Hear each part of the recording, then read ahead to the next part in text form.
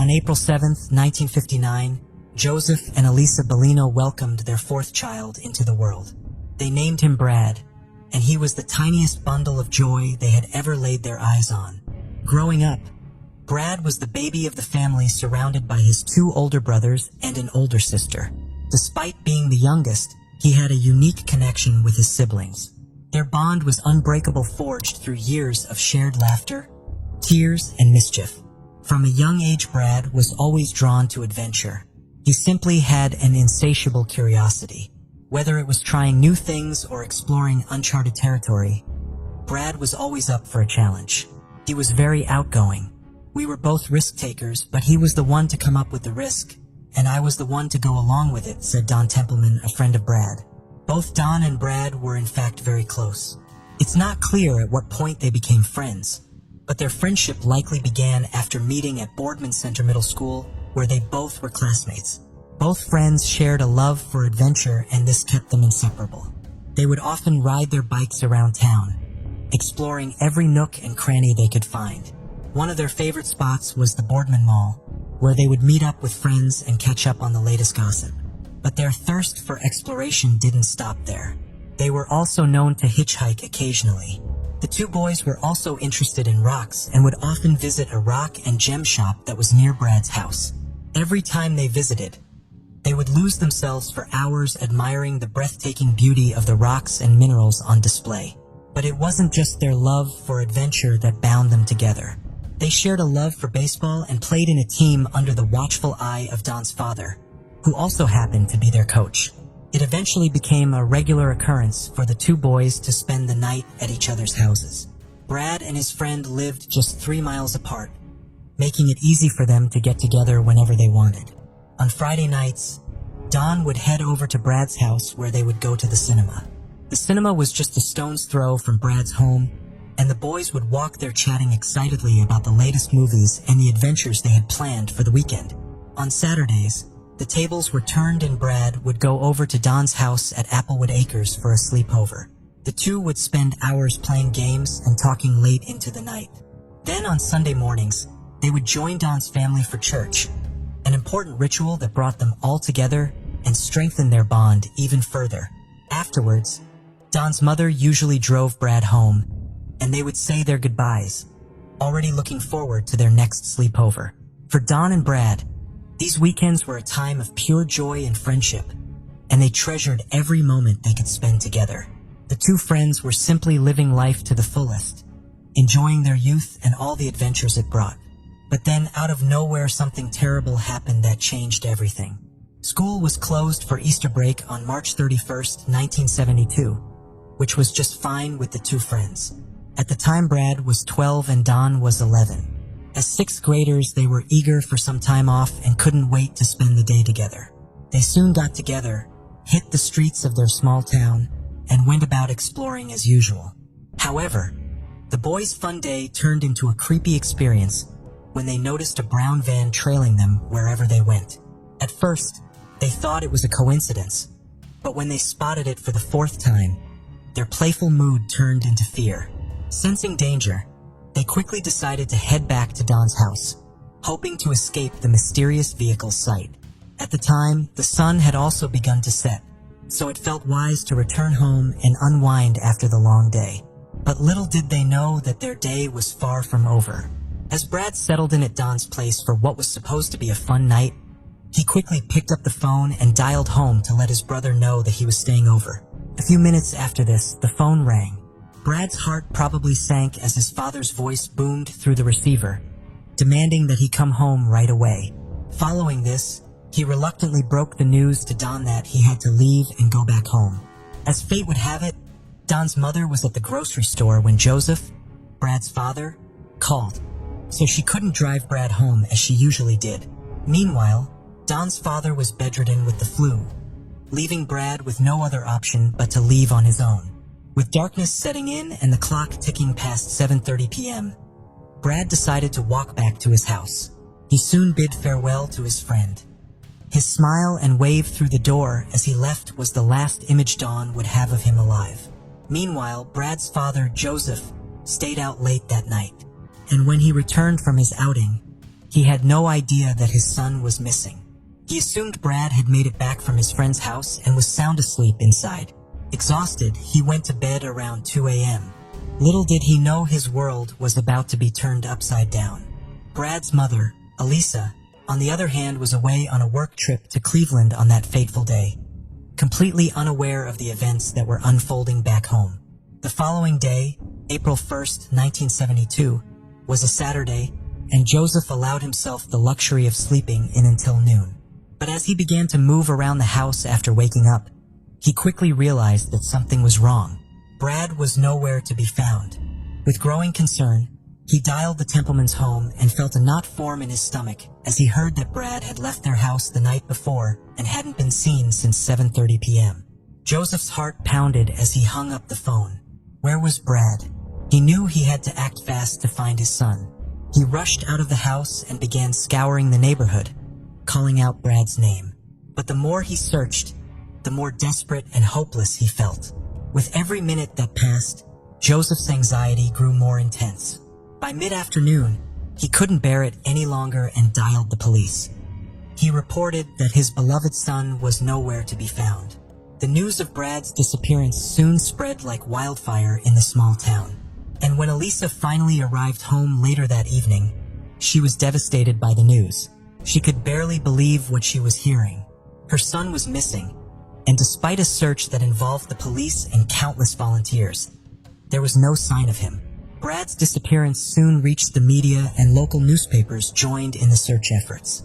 They published a detailed description of the missing boy, hoping that someone would recognize him. He was described as only 4 feet 8 inches tall and weighed just 80 pounds. He had striking blue eyes and short blonde hair that fell just below his ears. The last outfit he was seen wearing consisted of blue jeans, a blue ski jacket, and white tennis shoes with black stripes. When news of Brad's disappearance reached his first cousin, Tony DiPilato, a police officer in Youngstown, he knew he had to help. He joined the search efforts in Boardman, determined to find his cousin and bring him back home safely. But despite the efforts of the police and the community, it was as if Brad had simply vanished into thin air. His disappearance left a void in the hearts of his family and friends, and a sense of unease settled over the once peaceful town. On the morning of April 4th, 1972, Paul Smith, a sanitation worker, began his routine trash collection. As he approached the dumpster behind Isley's dairy store, he noticed something strange. The dumpster was partially filled, and a pair of sneakers was sticking up at an odd angle. Upon closer inspection, he was horrified to find the body of a young boy. The boy was covered with cardboard boxes and waste from the store. His head was also in a downward position, and Paul noticed that a belt was tightly fastened around his neck. The scene playing before Paul's eyes was all too much to take in, and he immediately called the police, who arrived on the scene in no time. The officers had a sinking feeling as they peered into the dumpster and laid eyes on the small body lying inside. It looked like the missing boy they had been searching for, but they needed confirmation. They contacted Tony, who had been helping in the search for his cousin, and asked him to help identify the body. Tony rushed to the scene, and with a heavy heart, he confirmed the worst. The body in the dumpster was that of his beloved cousin, Brad. Following this, the body was carefully removed from the dumpster and transported to Southside Hospital in Youngstown for an autopsy. Tony, on the other hand, was tasked with the heart-wrenching responsibility of informing Brad's parents of the devastating news. "It was terrible for my Aunt Elisa and the whole family," Tony said. "You never get past it. You hear about things like this, but you never believe it could happen to you or to your family member."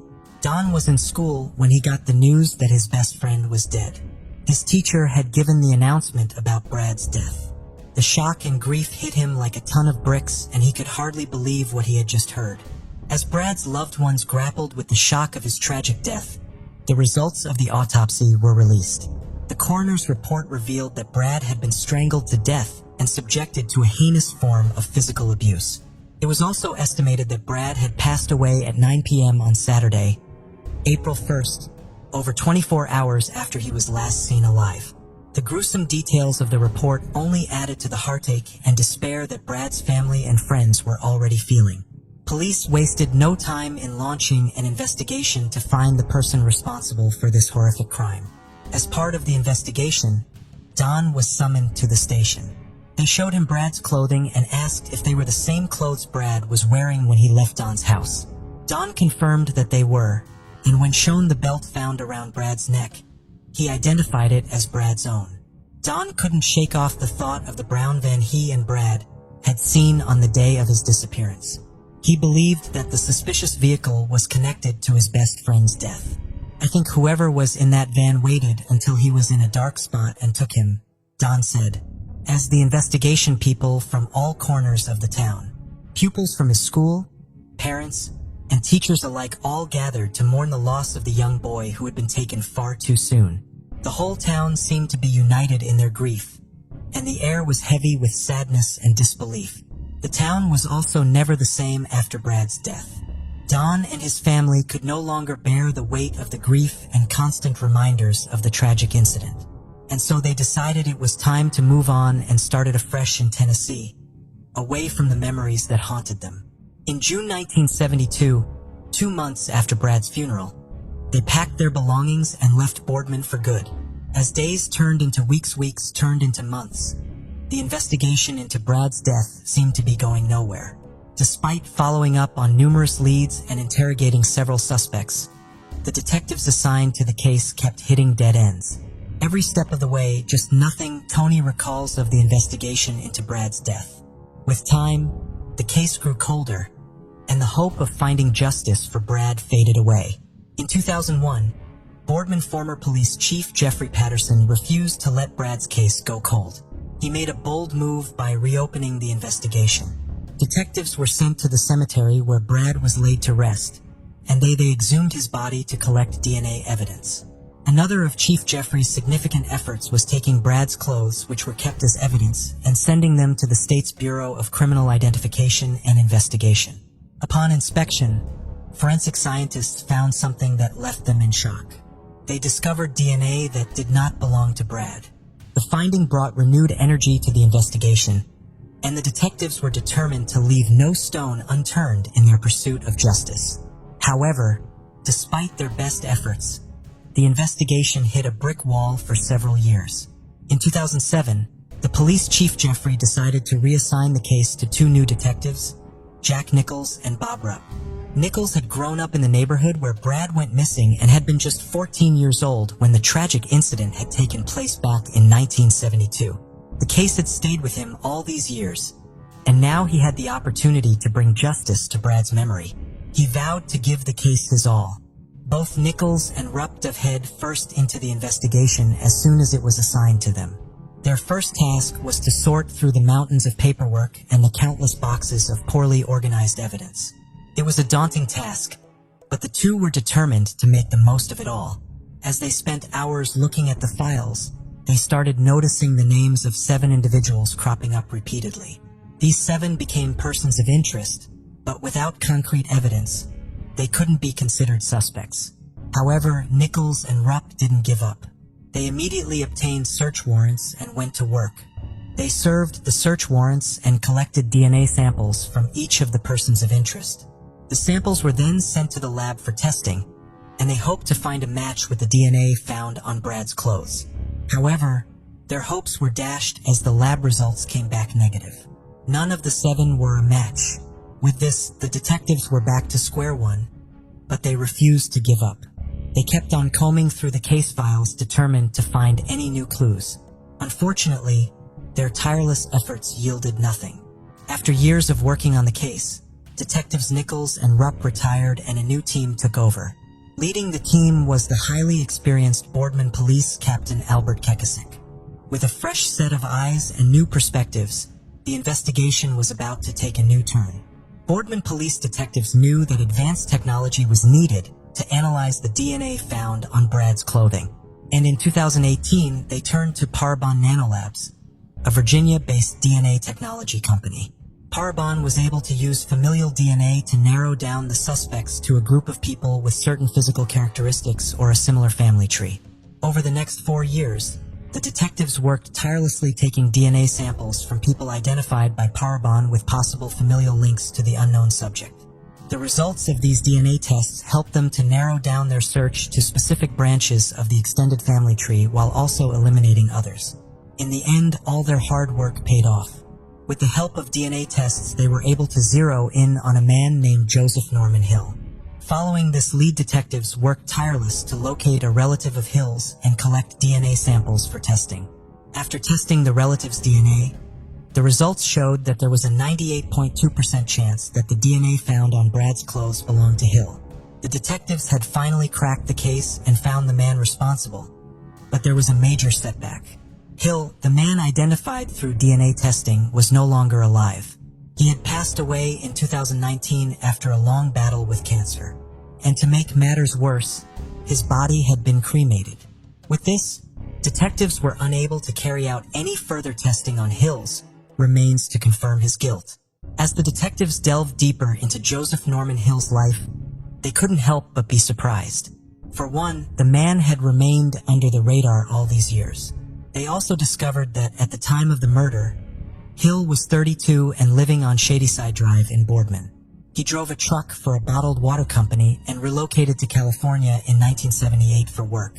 Interestingly, there was no known connection between Hill and Brad's family, leaving detectives scratching their heads. Hill's only brush with the law was a 1986 conviction for disorderly conduct and solicitation for a rude act in Los Angeles. Mahoning County Prosecutor Gina DeGeneva was responsible for reviewing the evidence compiled by the Boardman police in Brad's murder case. She and her team carefully combed through every piece of information and found that if Joseph Norman Hill were still alive, she would have been confident in presenting the evidence to a grand jury. It was a huge step forward in the case, and the detectives could finally rest easy knowing that their hard work had paid off.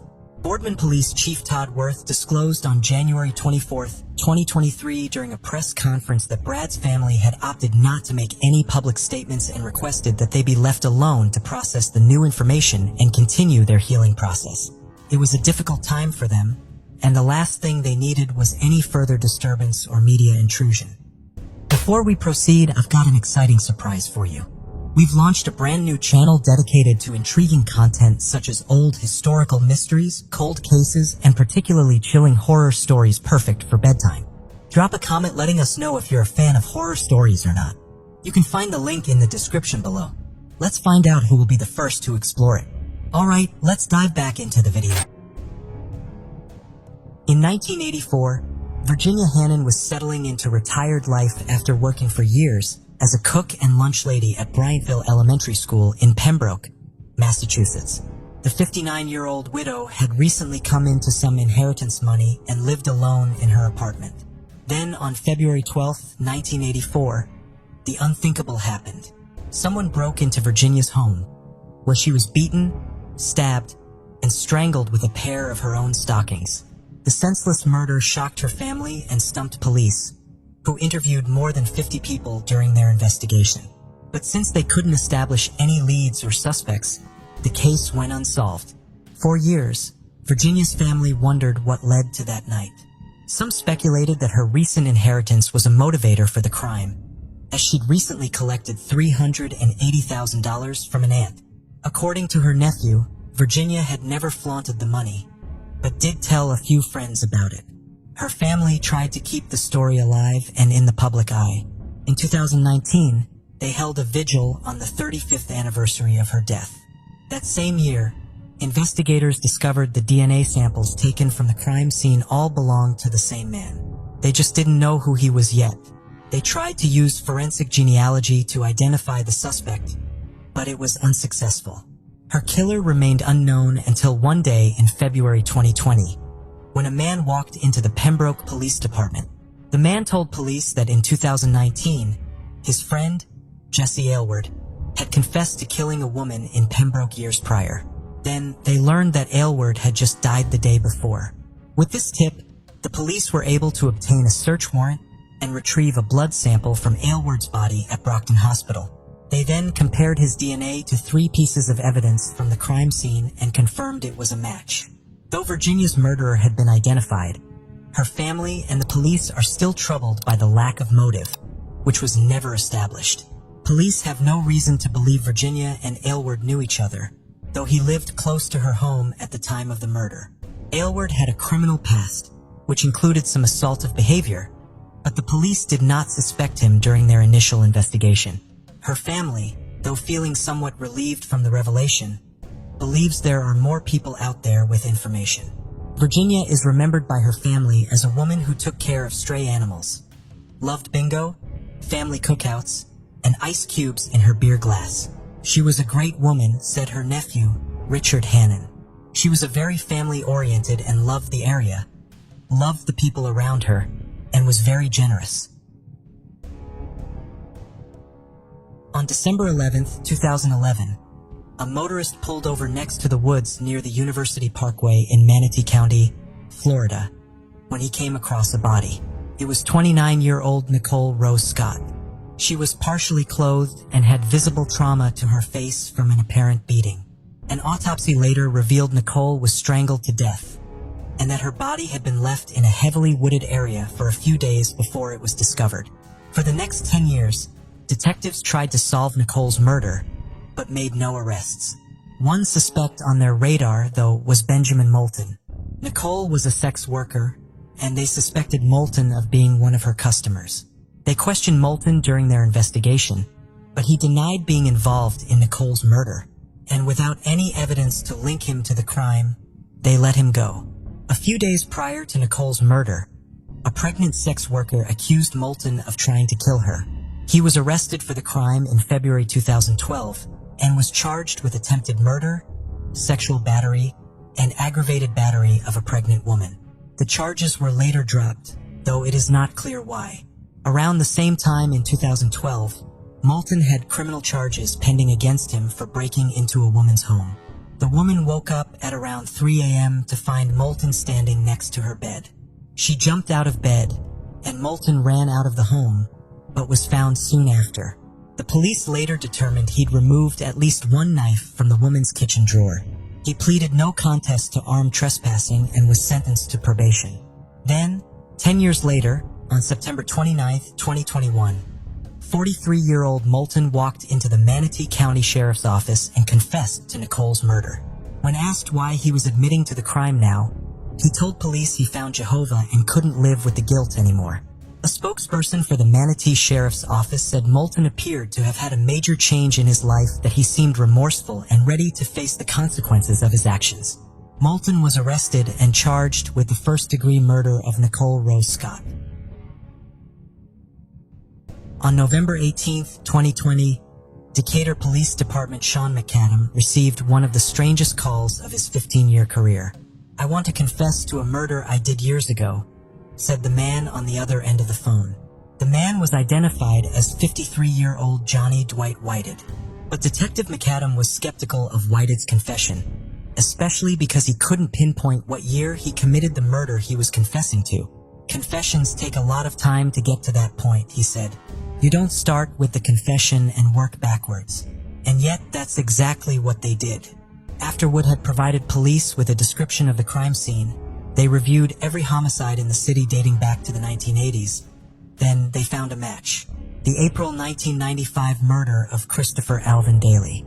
Detective McAdam and other officers met with Whited to retrace the steps of the crime. From the back of a patrol car, he guided the officers to a remote gravelly area where he reenacted the murder. It was there that Christopher's body was found with a single gunshot wound to the head.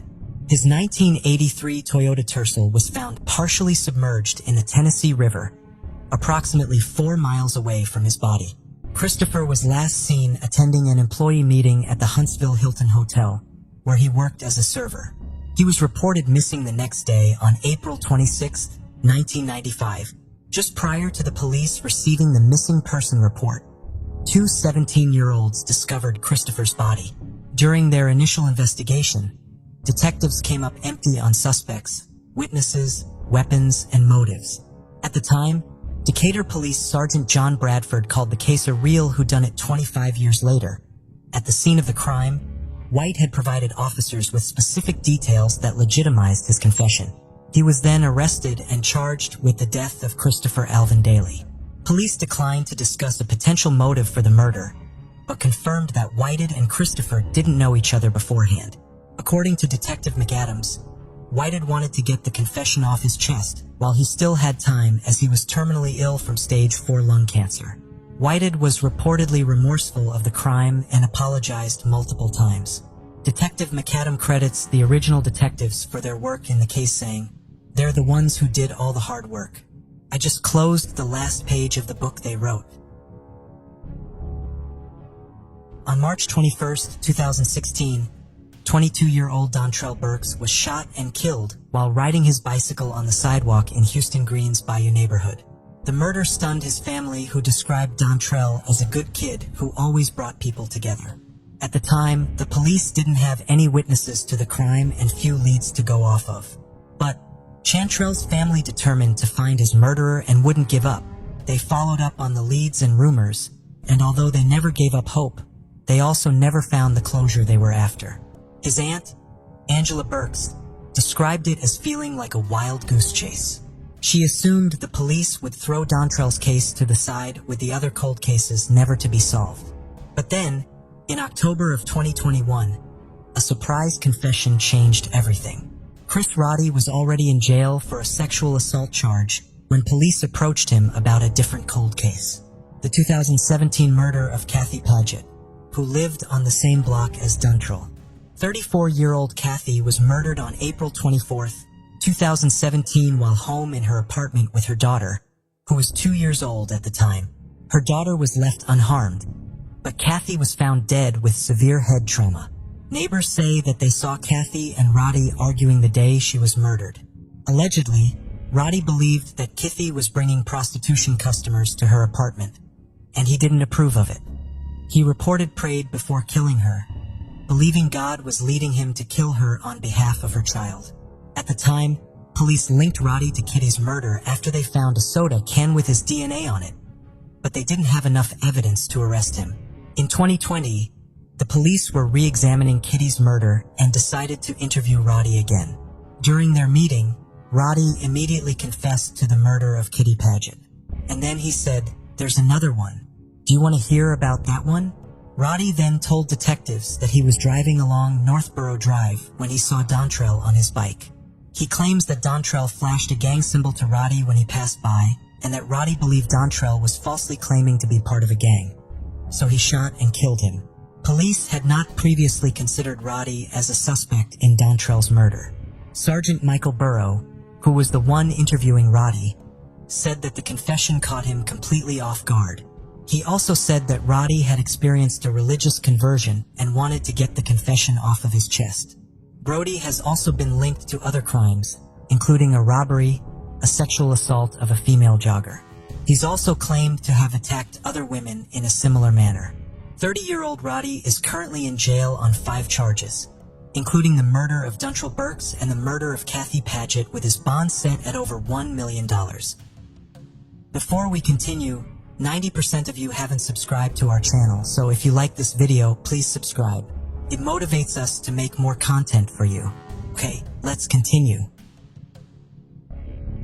Ashley Simpson was born in Calgary but lived and worked all over Canada. She loved the outdoors and enjoyed hiking and gold panning. She was able to explore a large area of the country because she traveled around with her father, John, who worked as a cook at various mines and hunting lodges and was training Ashley in the profession. While Ashley did not necessarily have a passion for being a cook, she loved being able to travel and work with her father. She got along well with her other co-workers and with customers. In February of 2016, Ashley into a trailer on Yankee Flats Road near Salmon Arm, British Columbia, with her boyfriend, Derek. On April 27, 2016, the couple into an argument about finances. Ashley had plans to travel to Ontario to see her family. She was going to attend her sister's baby shower and then go to work with her father for the summer. However, there was no money for her to use to make the trip. After the argument ended, Derek went inside their trailer and went to sleep.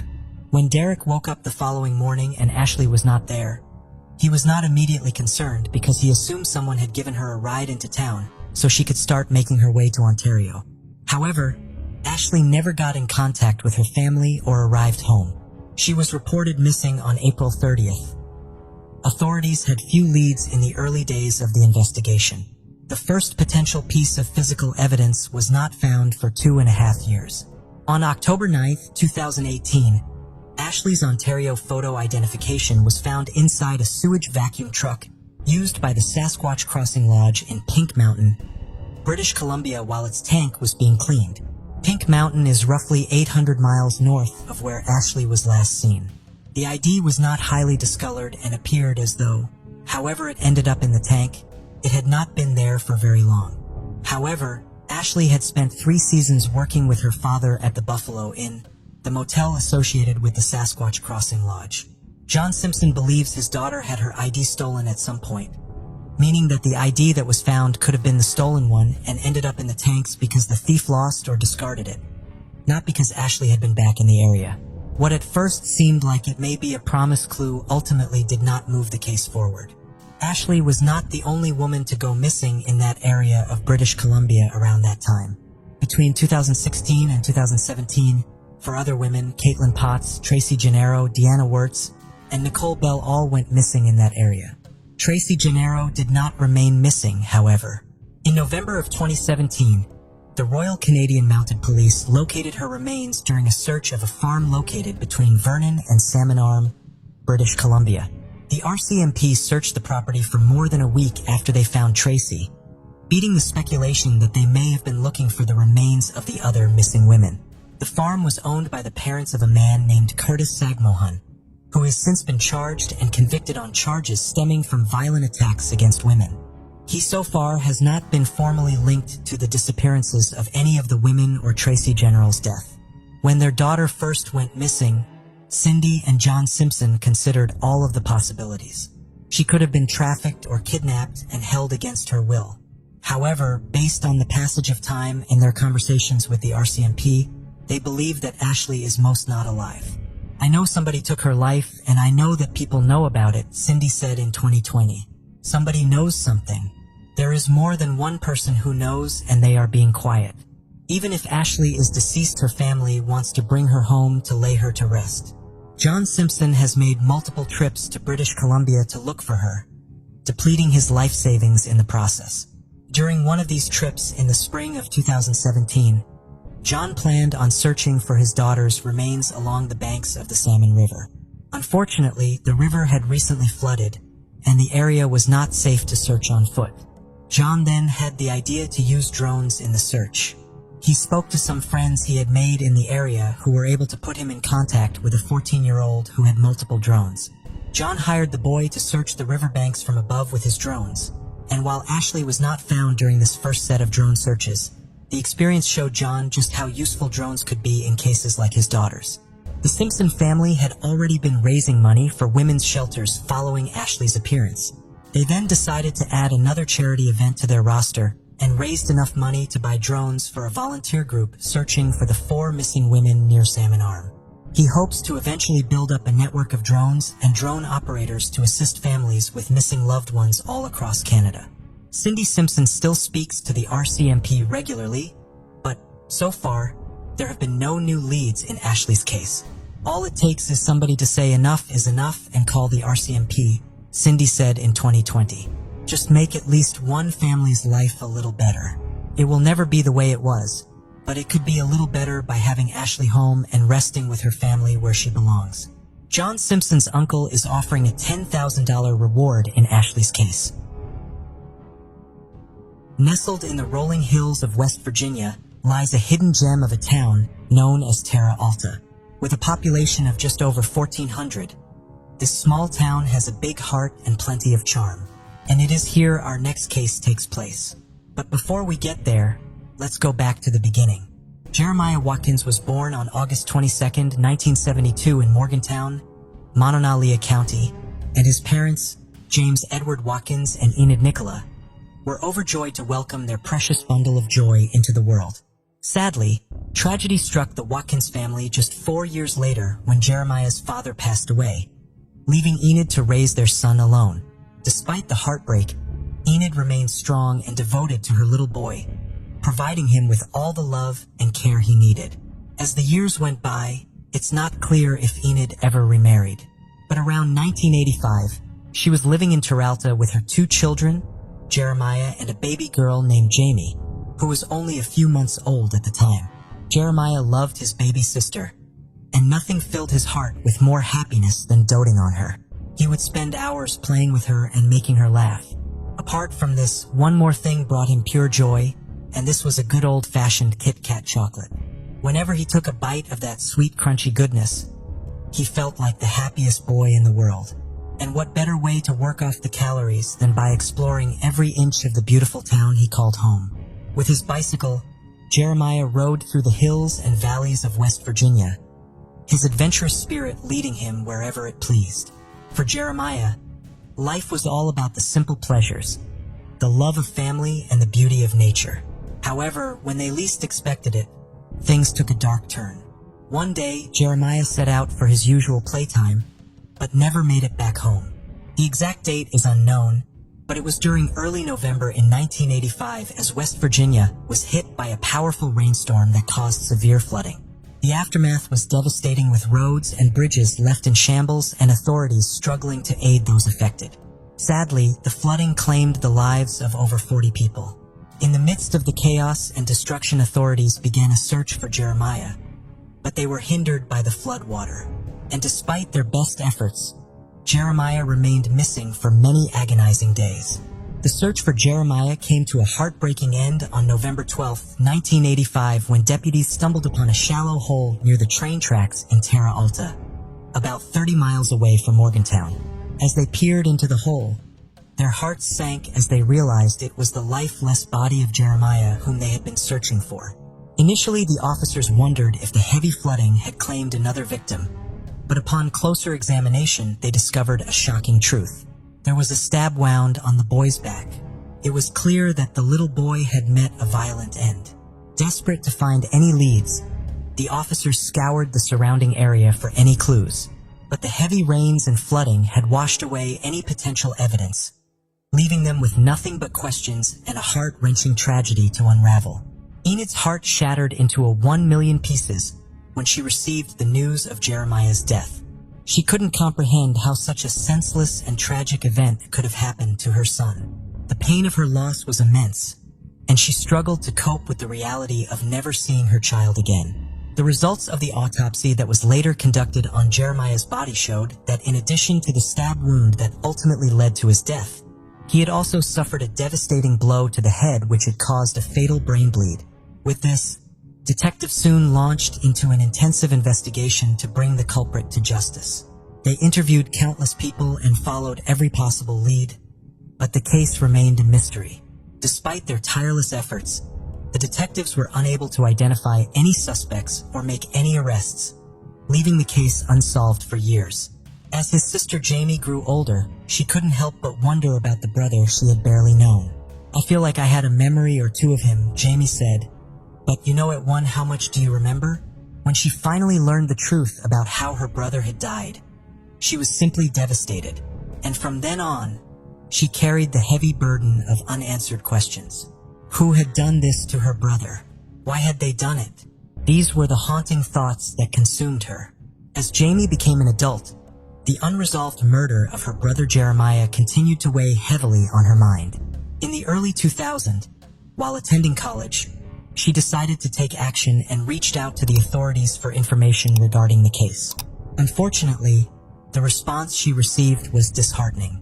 The case had long gone cold, and the passage of time had made the likelihood of finding the culprit very slim.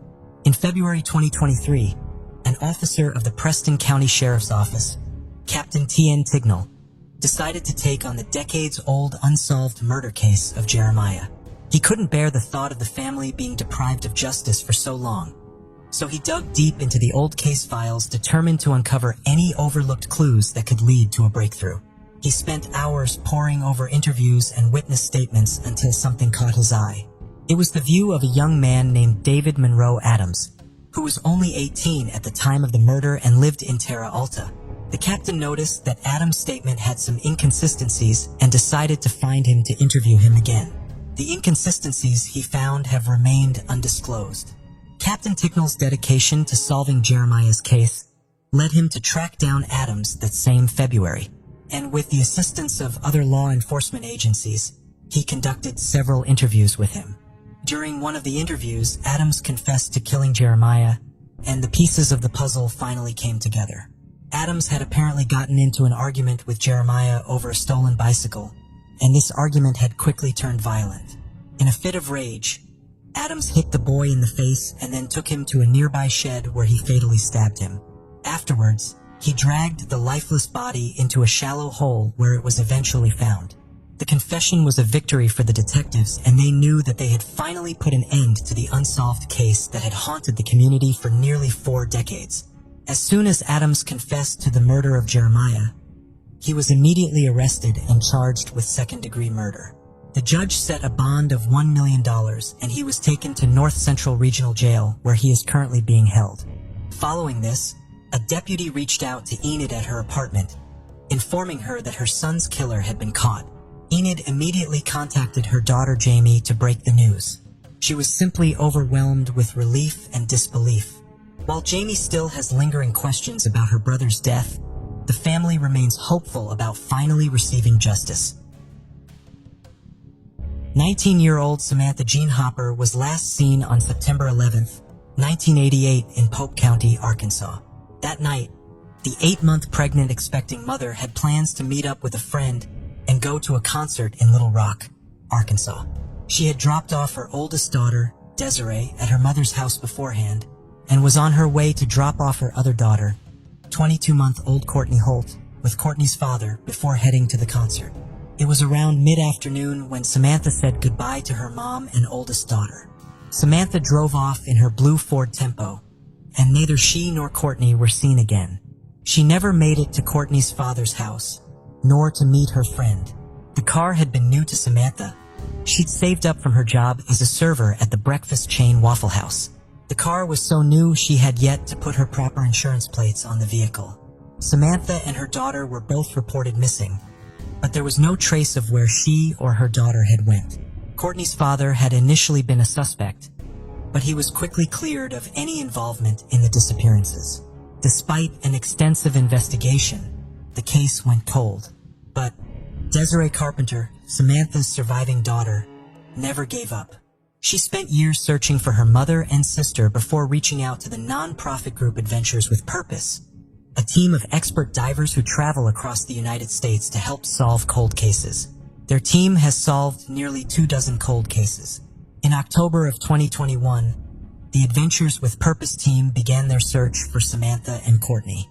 According to lead diver Duck Bishop, the team took the facts they learned from the family and the facts they were able to find online and used that information to narrow the scope of their search area. Then they searched the nearby bodies of water using advanced sonar systems. On October 26th at 12:30 p.m., Pope County 911 operators received a long-awaited call. Within an hour of searching, the Adventures with Purpose team had found a car matching the description of Samantha's blue Ford Tempo in Lake Dardanelle near the 37 block of Pleasant View Road. The car was overturned right below the bridge that crosses Lake Dardanelle. The car was removed from the water, and inside they found human remains, as well as a car seat. Samples were sent to the Arkansas State Crime Lab in Little Rock for DNA testing. A spokesperson for the Pope County Sheriff's Department confirmed that Samantha was in the vehicle, though official identification is still pending. At this time, there is no explanation of what may have happened that caused the mother to lose control of the vehicle, though the car will be investigated for any mechanical defects. Police are very confident that the remains will be a match. A memorial fund has been set up by Desiree to raise donations for her mother and sister's burial. On the page, Desiree shared, "After being missing for over 23 years with the assistance of the AWB and Chaos Dive teams, we were able to find my mother, who is 9 months pregnant, and my 22-month-old sister, Courtney. This has been such a relief to have found her, and we want to provide them with the proper burial. If you're ever able to donate or even just pass this along, it would be forever appreciated." As for the Adventures with Purpose team, diver Doug Bishop said that providing the family with answers is all they can hope for. On the night of February 24th, 2006, 24-year-old Crystal Theobald was driving through her family's neighborhood in Riverside, California with her brother and boyfriend. Her mother, Belinda Lane, was in a car ahead of them. They were stopped at a stop sign when a white Ford Expedition pulled in front of them and shot at the vehicle before fleeing the scene. Crystal's boyfriend was shot in the stomach and Crystal had been shot in the head. She was taken to the hospital where she died from her injuries 2 days later. Her boyfriend survived. Crystal had been a shining, beautiful, caring young woman, Belinda's only daughter and the youngest of her 4 children. Belinda said, "She was just my pride and joy. I wanted a daughter so bad. I had 3 sons, and so the 4th one I was like, yay, I got my little girl." Crystal was strong, independent, overcoming domestic violence and getting her children out of bad home situation. Her death had been so traumatic and no one could believe that she was gone. Crystal's mother Belinda was determined to find out who killed her daughter and why. And with few leads from the police, she decided to take it upon herself. "I told her, baby girl, I promise you, if it takes my last breath, I will get them. I promise you, you will have justice," she said. The police investigation was slow. The lead detective had only covered one other homicide investigation, which still remains unsolved. The main evidence from the case were the eyewitnesses, a shoe left behind, and gun casings collected at the crime scene. The canvassing of the neighborhood had yielded few results. With gang violence prevalent in their community, few were willing to step forward. Law enforcement went very aggressively at Belinda and her family. Allegedly, officers arrested one of Belinda's older sons and interrogated him for hours, accusing him of being responsible for the attack from the rival gang that had killed his sister. After that, a line had been drawn in the sand. Belinda and her family refused to cooperate with the detectives. She didn't trust them. She had decided to take matters into her own hands. Belinda knew that if she could figure out who owned the white Ford Expedition, she could find her daughter's killers. She had seen his face very clearly. She described him as very young, with a baby face, and she knew she would be able to identify him if she found him. Crystal's younger brother Nick had heard that members of the local 5,150 gang were responsible for Crystal's murder, even though she had no connection to them. The neighborhood had been a rival territory for several gangs operating in the area. It had been prone to violence since 2003, when the newer 5,150 gang had been trying to establish turf in the area. The gang had a quick evolution from minor infractions and escalated very quickly to murder. They were known for their propensity for extreme violence, and they were the most feared gang in the area. Nick, only 13, also had heard that they were easy to find on MySpace. He told this to his cousin Jamie, who was 14 years old, who volunteered to help Belinda find the gang members that had killed Crystal. Nick and Jamie were very young and both said they didn't really understand what gangs were or what kind of people had killed Crystal. They just wanted to help get justice for her murder. MySpace had been the social media platform to be on for young people in the early 2000s. Everyone was on it, and like the Instagrams and Facebooks of today, they had messaging features in addition to the blogging features that were a key part of MySpace's success. Belinda agreed, and Jamie started by creating a profile for Rebecca using a photo of a random woman from the internet and filled her bio with information that she felt would attract the gang members. She befriended as many of them as she could and started messaging them, successfully gaining personal information.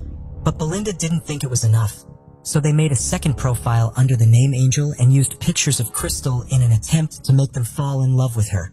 Catfishing, as it's known today, the bio read, "I'll be your biggest life mistake and your deepest, darkest, best kept secret." On Angel's profile, the friends' requests and messages started pouring in. In April of 2006, they started messaging with 17-year-old William Joke Sotelo, a member of the 5,150 gang. Through these messages, they found out that Sotelo was the owner of the White Ford Expedition. Their catfishing had been completely successful. Belinda took the information to the police, who then brought Sotelo in for questioning, where he cooperated and identified Crystal's shooter as 18-year-old Julio Leal Juero Heredia. According to Riverside homicide detective Rick Wheeler, the 1.50 members had been driving around the neighborhood that night looking for a rival gang that had shot at them earlier. When Belinda and Crystal stopped, the gang thought they were coming to attack them, so they started shooting. Since there wasn't enough evidence to arrest Sotelo at the time he was released, Jamie continued to message him on MySpace and he started to fall for Angel, but pretending to be her dead cousin and making men fall in love with her became too much to bear and she wanted out. But Belinda wasn't so sure. She was frustrated that Sotelo hadn't been arrested yet and wanted to keep going. She decided she wanted to kill the gang members herself. She took over the profile and even made a plan to murder them until her family convinced her to back off. Instead, Belinda blew her online cover and confronted Sotelo. She knew that he'd fallen for Angel and she wanted him to hurt as much as she did. So she sent him a final message that read, "If you claim you care about me so much, then why did you kill me?" He never responded and then he disappeared completely. Belinda gave up and handed over the profile to the investigators. In 2007, the shooter Harilla was charged with Crystal's murder, and in 2011, he was sentenced to life in prison without parole. 10 other gang members involved were charged with additional counts, including witness intimidation, attempted murder, and gun and gang charges, leading to sentences that ranged from probation to 18 years in prison. But Salido was still nowhere to be found. Then, in 2014, Belinda received a tip through Facebook. Salido was working as a chili farmer in Mexico and had a wife and 4 children. She sent the tip to the police, and on May 6, 2016, Sotelo was arrested and brought back to California to face his charges. In 2020, he pleaded guilty to voluntary manslaughter and was sentenced to 22 years in prison. He was the last person to be arrested and sentenced for Crystal's murder. Riverside Police Lieutenant Christian Dinko said that Belinda was instrumental in identifying Sotelo. He said, "She provided important information that helped lead us the capture of William Sotelo. Without her help, he would likely still be outstanding right now."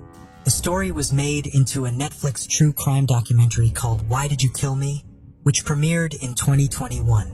Director and producer Frederick Munch said, "We knew that we had an incredible hook, which is kind of the MySpace catfishing angle. But kind of equally important was also this idea that it might be a story that begins in some ways as conventional true crime story, and that hopefully ultimately asks broader questions about the criminal justice system, about empathy, about how one deals with grief, and also how this single event might reverberate throughout an entire community." Belinda said that she can finally forgive the people responsible for killing her daughter now that they've been brought to justice.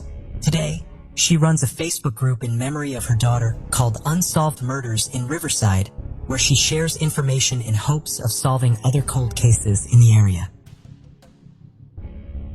Aaron Foster and Jeremy Bechtel disappeared on April 3, 2000 in Sparta, Tennessee.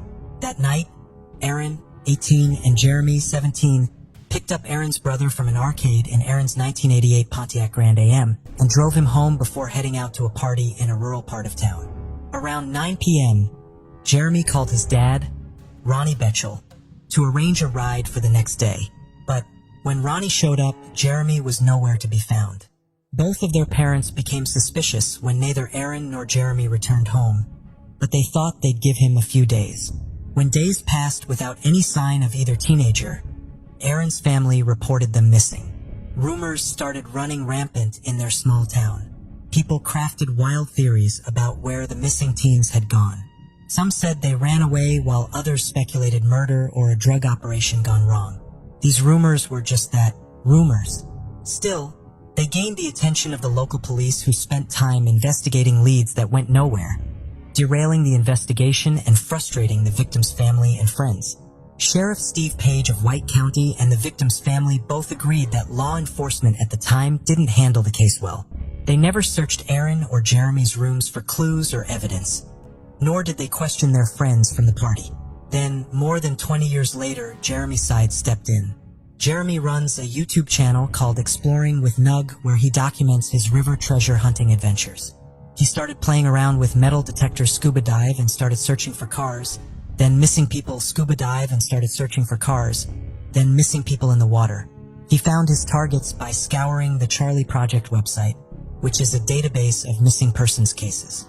He'd look for unusual cases involving people that had seemingly vanished in thin air, just like Aaron and Jeremy did. In late 2021, he came across their case and headed over to Sparta to start his search. In November, he posted a video of his first search in the area, where he found a car, but it wasn't Aaron's Pontiac. The video was then seen by the sheriff, who noticed Jeremy was using side-scan sonar to search the water, technology that wasn't available to their police department. He reached out to Jeremy to join forces and suggested searching the Kafkala River, which runs along Highway 84. A police report that had been misfiled but recently found suggested Aaron and Jeremy may have driven down that road on the night they went missing. And so Jeremy went out on his boat and scanned the river, where he spotted another car.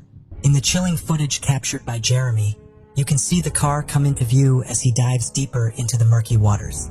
He swims to the back of the car, cleaning off the make and model to reveal it's a Pontiac.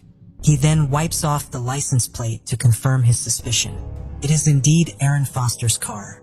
After notifying the sheriff's office of his discovery, the car was extracted from the water and human remains were found inside.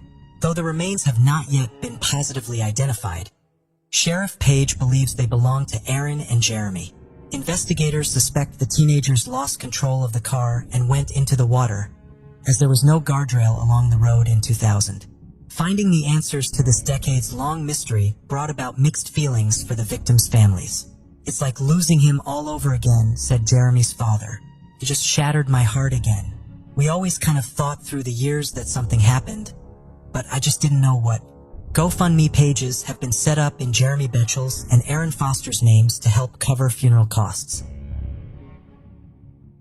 Back in 2011, Hyannis, a charming seaside town in Massachusetts, was buzzing with the infectious energy of a 31-year-old man named Todd Lampley. Todd was known for his beaming smile that could lift anyone's spirits.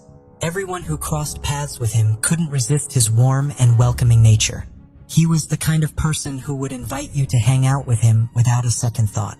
Although Todd was not born and raised in Hyannis, he had quickly made the town his new home. Born in 1980 and originally from Mississippi, Todd had left his hometown around 2002 in search of new opportunities and a fresh start. Upon arriving in Hyannis, he quickly made a name for himself with his easygoing nature and passion for barbecues. Todd's life was full of love, but also full of surprises. He had fathered 3 beautiful little girls, each born to a different mother. While their names were not known to many, there was no doubt that they were the lights of Todd's life. Despite the challenges of co-parenting with multiple women, Todd remained devoted to his daughters. He worked tirelessly to provide for them, and every spare moment was spent showering them with love and attention. Todd also had his fair share of tough times. He found himself on the wrong side of the law more than once and had struggled to keep his head above water at times. But Todd was a fighter, and he refused to let his past define him. Every time he stumbled, he picked himself up and dusted himself off, ready to face whatever came his way. He was determined to make a better life for himself and those he loved, and nothing was going to stand in his way. However, little did he know that things would soon take a dark turn. The night of February 27th, 2011 was just like any other for Todd. He was at his home on Fresh Holes Road in Hyannis and was enjoying what was a peaceful evening. His girlfriend Tisha Warrens, who was the mother of one of his daughters, and her mother, Deborah Cook Warren, were also staying with him. However, their daughter was not at home that night. At around 8 p.m., a man named Curtis Collins arrived at the couple's home. He was a good friend of Todd. After exchanging a warm greeting, Curtis was offered a seat at the dinner table, where they all enjoyed a mouth-watering meal of chicken and pasta. As the night wore on, the 2 men moved to the bedroom, where they settled in to watch a thrilling basketball game on television. In the middle of the game, Curtis suddenly stood up and made his way to the living room to speak to Taisha, leaving Todd alone in the bedroom. Moments later, loud bangs shattered the peace of the evening, and it was followed by Todd's agonizing cries. Taisha's heart pounded as she immediately rushed to the source of the noise, her mind racing with confusion. It all happened so quick. "I didn't even hear the gunshots," said Taisha. Upon getting to the bedroom, she was greeted by a sight that would haunt her for life. Todd was standing, and he told her that he had been shot. With a surge of fear, she rushed to him and tried to support him as they fell on top of her. In the chaos, Todd lost consciousness and his body went limp. Curtis soon appeared in the doorway and quickly dialed 911, his hands shaking as he spoke to the operator. At precisely 1000 for the first patrol car screeched to a halt outside the house. Patrolman Peter Meerbeck was the first to enter, his heart pounding as he prepared for the worst. As he stepped inside, he quickly made his way towards the bedroom.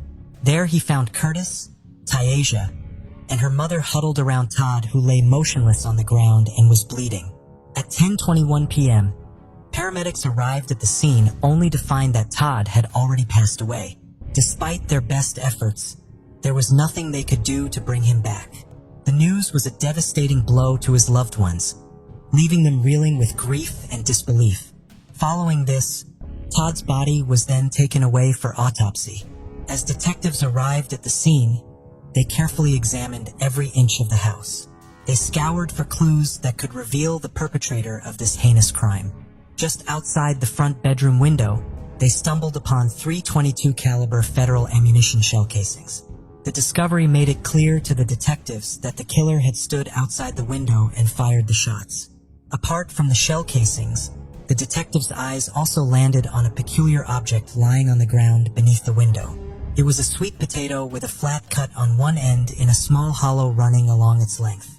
The other end of the potato was shattered, leaving chunks scattered on the windowsill and ground below.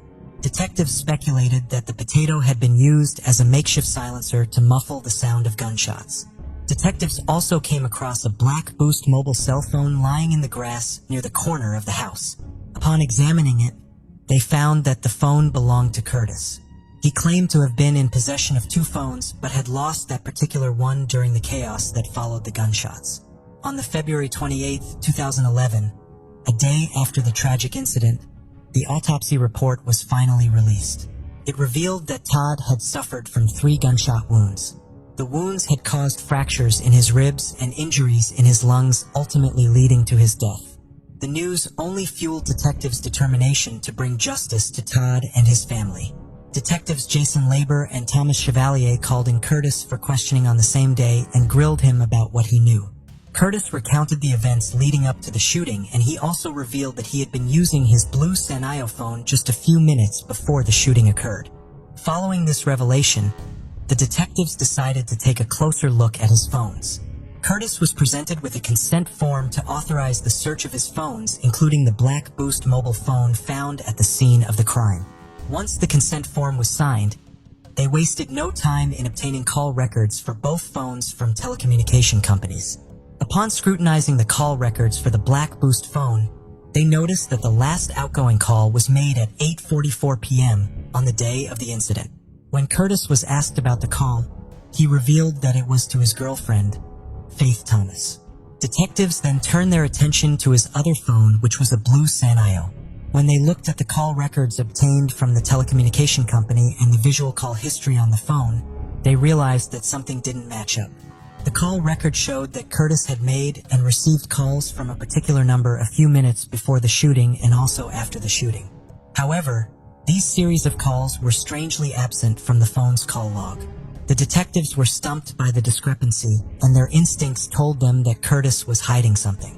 They believed that he had manually deleted the calls to conceal evidence on the physical phone. By digging deeper, the detectives found that the number Curtis had been communicating with before and after the shooting belonged to a man named Devarius Hampton.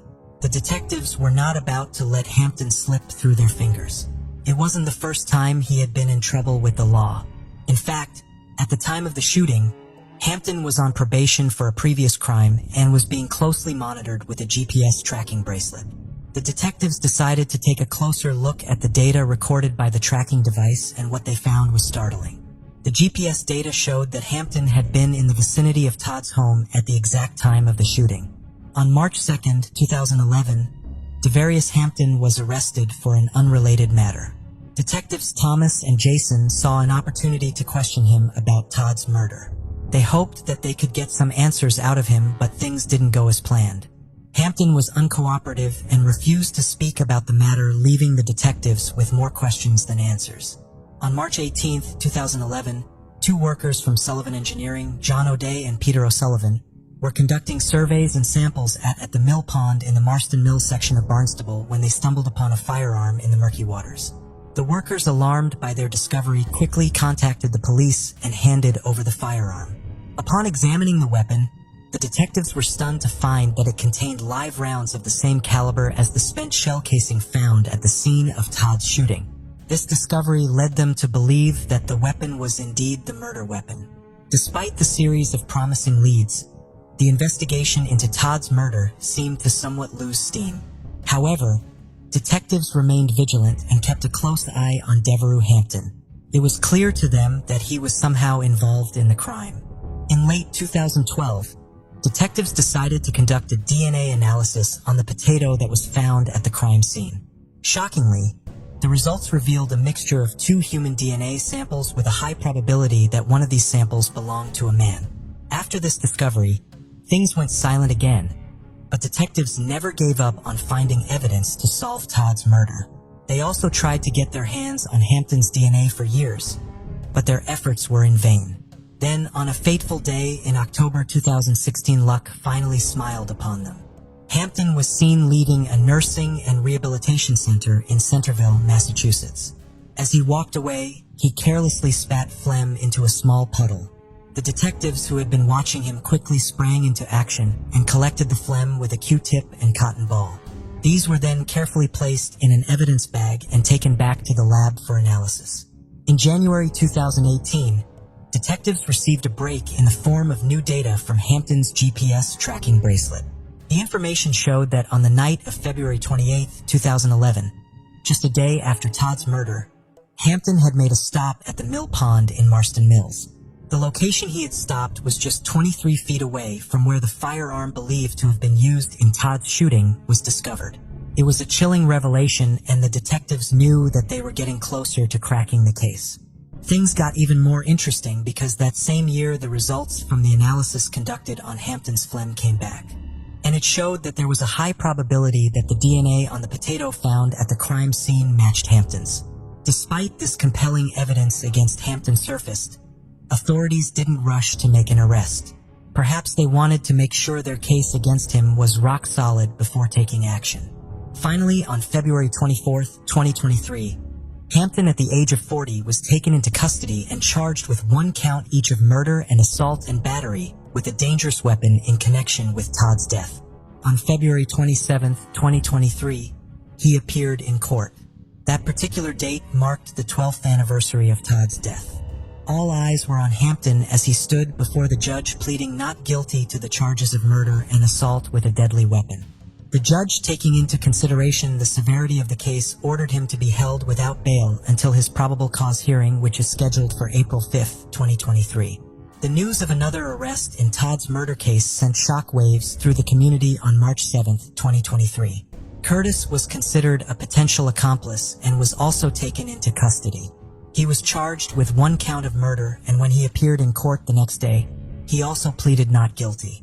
At the moment, the prosecution still has a long road ahead of them to ensure justice is served for Todd. 21-year-old Roy Gregory Brooks Jr., who went by Greg, lived with his family in Castleberry, Florida. The family attended New Covenant Baptist Church of Orlando, and Greg sang in the church choir.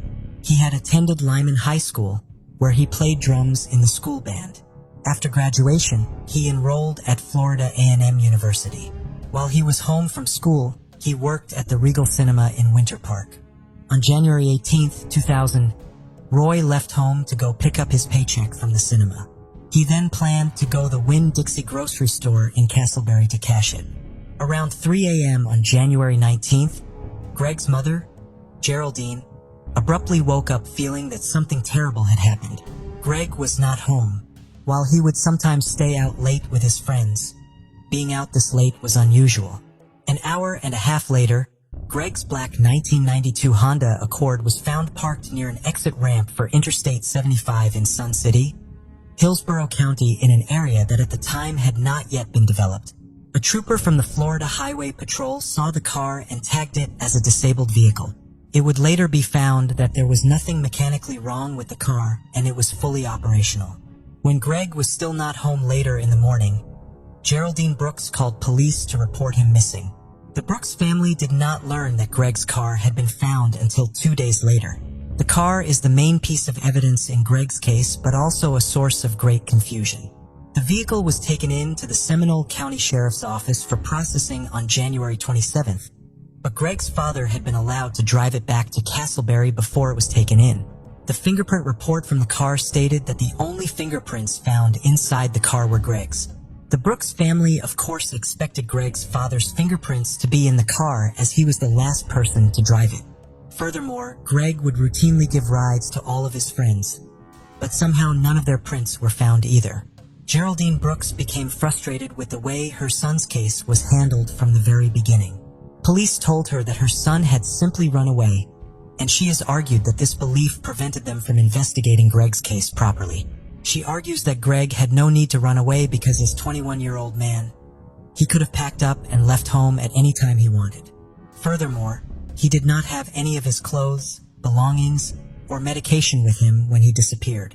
He also loved his car too much to simply abandon it along the side of the road. Authorities also failed to go to the Winn-Dixie where Greg cashed his check the night he went missing, early enough in the investigation. A receipt found in his car showed that Greg had made it to the store and cashed his $200 paycheck at 6 p.m. By the time police did go to the store several weeks later, the surveillance footage from that evening had already been taped over. The investigator assigned to the case, Castleberry Police Department Detective Thomas Graffey, believes that the original detectives did what they could with limited amount of information available. It seemed like they followed whatever breadcrumbs they had at the time, he told the Orlando Sentinel in 2020. No one had cell phones or social media, so it was a little bit harder to track people back then. They just needed to do what they could. Greg's family has been actively looking for him on their own since he disappeared. Geraldine tried unsuccessfully to get her son's case covered by the local media in hopes of finding witnesses. The family distributed flyers, hired a private investigator, and followed up on potential sightings of Greg in 3 states. Geraldine keeps a spiral notebook full of her notes and developments in the case, including the names of all the numerous detectives assigned to the case over the years. She still keeps Greg's Honda Accord parked in her driveway 20 years after he went missing. Originally, she wanted to hold onto the car in case it could provide further clues in Greg's case, but now it mainly just serves as a reminder of him. Greg went missing the day before his younger brother Jermaine's 16th birthday. Jermaine looked up to his older brother, and his appearance affected him greatly. Jermaine had been an excellent student, but his grades plummeted after Greg went missing. Today, he has a 4-year-old son who has never gotten to meet his Uncle Greg. Geraldine loves being a grandmother, but it has not erased the pain of not knowing what happened to Greg. I have to enjoy what I can, but I still grieve for my son every single day, she said in 2020. In the 1950s, people were calling it the murder trial of the century. A general practitioner in Eastbourne, England had been accused of targeting his elderly female patients, worming his way into their wheels, and killing them with a lethal dose of morphine and heroin. Others said he was conducting mercy killings when assisted suicides weren't an option yet, and only painkillers existed. So what was the truth? On January 21st, 1899, Adams was born in Rendleston, Ireland, to a religious Protestant family. In 1906, he married Ellen Bodkin, and they went on to have their 2 children, one of whom died during the 1918 influenza pandemic. Adams graduated from the Queen's University in Belfast in 1921. That same year, a surgeon hired him as an assistant houseman at the Bristol Royal Infirmary, where he worked for a year before moving to Eastbourne, England, to work as a general practitioner. There, he would buy a roommate house with money he borrowed from one of his patients, William Mahood. William's wife described Adams as a real scrounger, as he would often invite himself and his family over for dinner, charge his shopping to their accounts, and after William's death, visit the widow only once to take a 22-karat gold pen that belonged to William. As the years went on, more suspicious circumstances arose. In 1935, he received an inheritance of £7,385 from his client, Matilda Whitten, which was more than half of her entire estate. The inheritance was contested by Matilda's family, but upheld in court. After that, Adams started receiving anonymous letters accusing him of bumping off his clients. A few years later, his patient, Agnes Pike, was experiencing deteriorating health. She could not recall her own name or where she was. Bogkin had been administering a cocktail drugs into her system, including morphine, for quite some time. Her family, worried, brought in another doctor who told him there was no medical reason for the injections, so her family halted them. In just a few weeks, she made almost a full recovery. In 1941, Adams earned his diploma in anesthetics and began working at a local hospital. His colleagues didn't remember him fondly. They say he fell asleep during operations, was constantly counting money, and mixed up gas tubes on patients. In 1948, a woman named Edith Morel suffered a stroke and became partially paralyzed. She then became a patient of Adams, who prescribed her a mixture of heroin and morphine for her discomfort and symptoms. During her time as patient, she made several different wills. In some, Adams was to receive money and furniture. In others, he wasn't mentioned at all. 3 months before her death, she added a clause that Adams wasn't to receive anything from her state.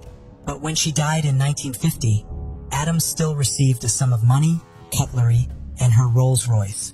7 years later, Adams' patient, 50-year-old Gertrude Hullett, died. She had fallen ill, depressed from her father's death a few months prior, and then fell into a coma after a suspected overdose. Even though she was dead, Adams brought in a local pathologist, Francis Camps, to conduct an autopsy. When the pathologist realized that Gertrude was still alive, he accused Adams of extreme incompetence. When Gertrude passed away, Adams recorded the cause of death to be a brain hemorrhage, but an official investigation deemed it to be suicide.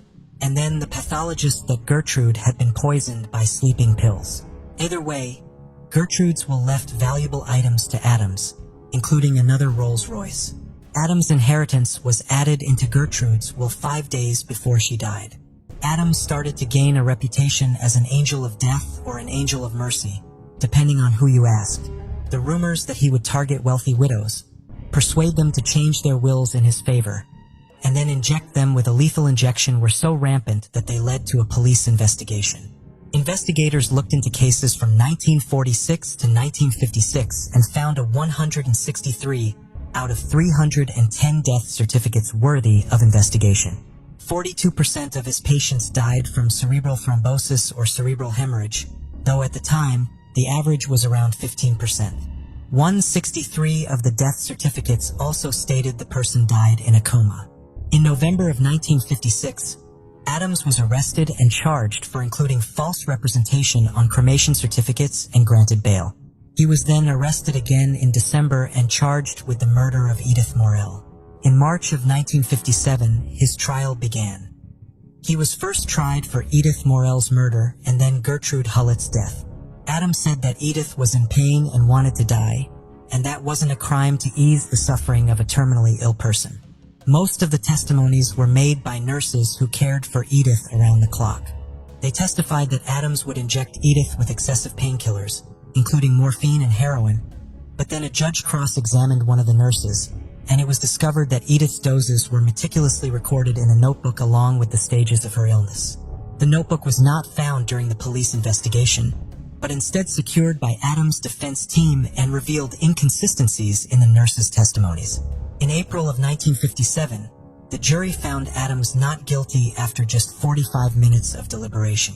Police still suspected Adams to be guilty despite the acquittal and that he not only killed Gertrude and Edith, but also many other patients. Adams resigned from the National Health Service after the trial. That same year, he was convicted for forging medical prescriptions and fined £2,200. He was taken off the medical register in 1957, but was reinstated as a general practitioner in 1961.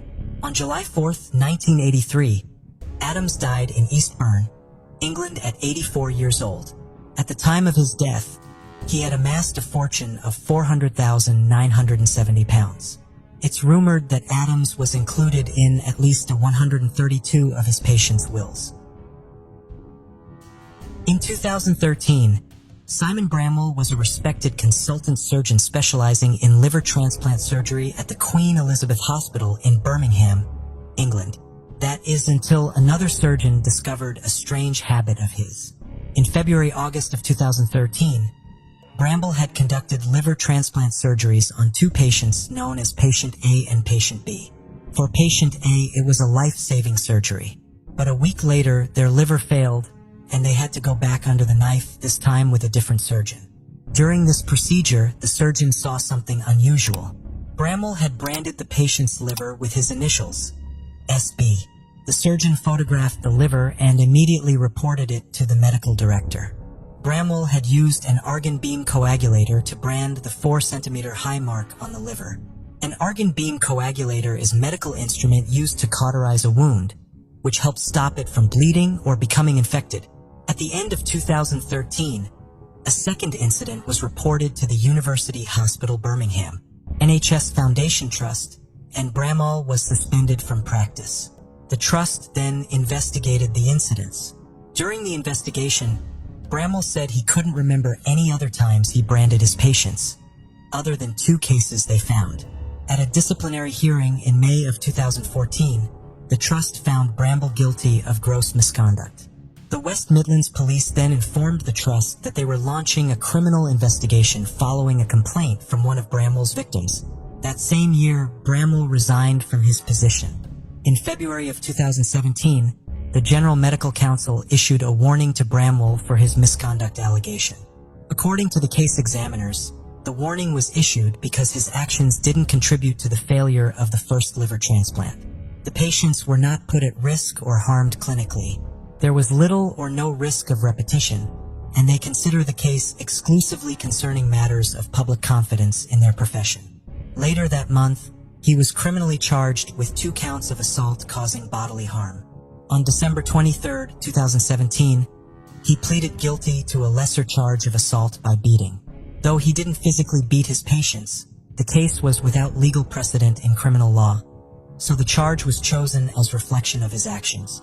The ruling judge said, so far as culpability is concerned, this was conduct born of professional arrogance of such magnitude that it strayed into criminal behavior. What you did was an abuse of power and a betrayal of the trust that these patients had invested in you.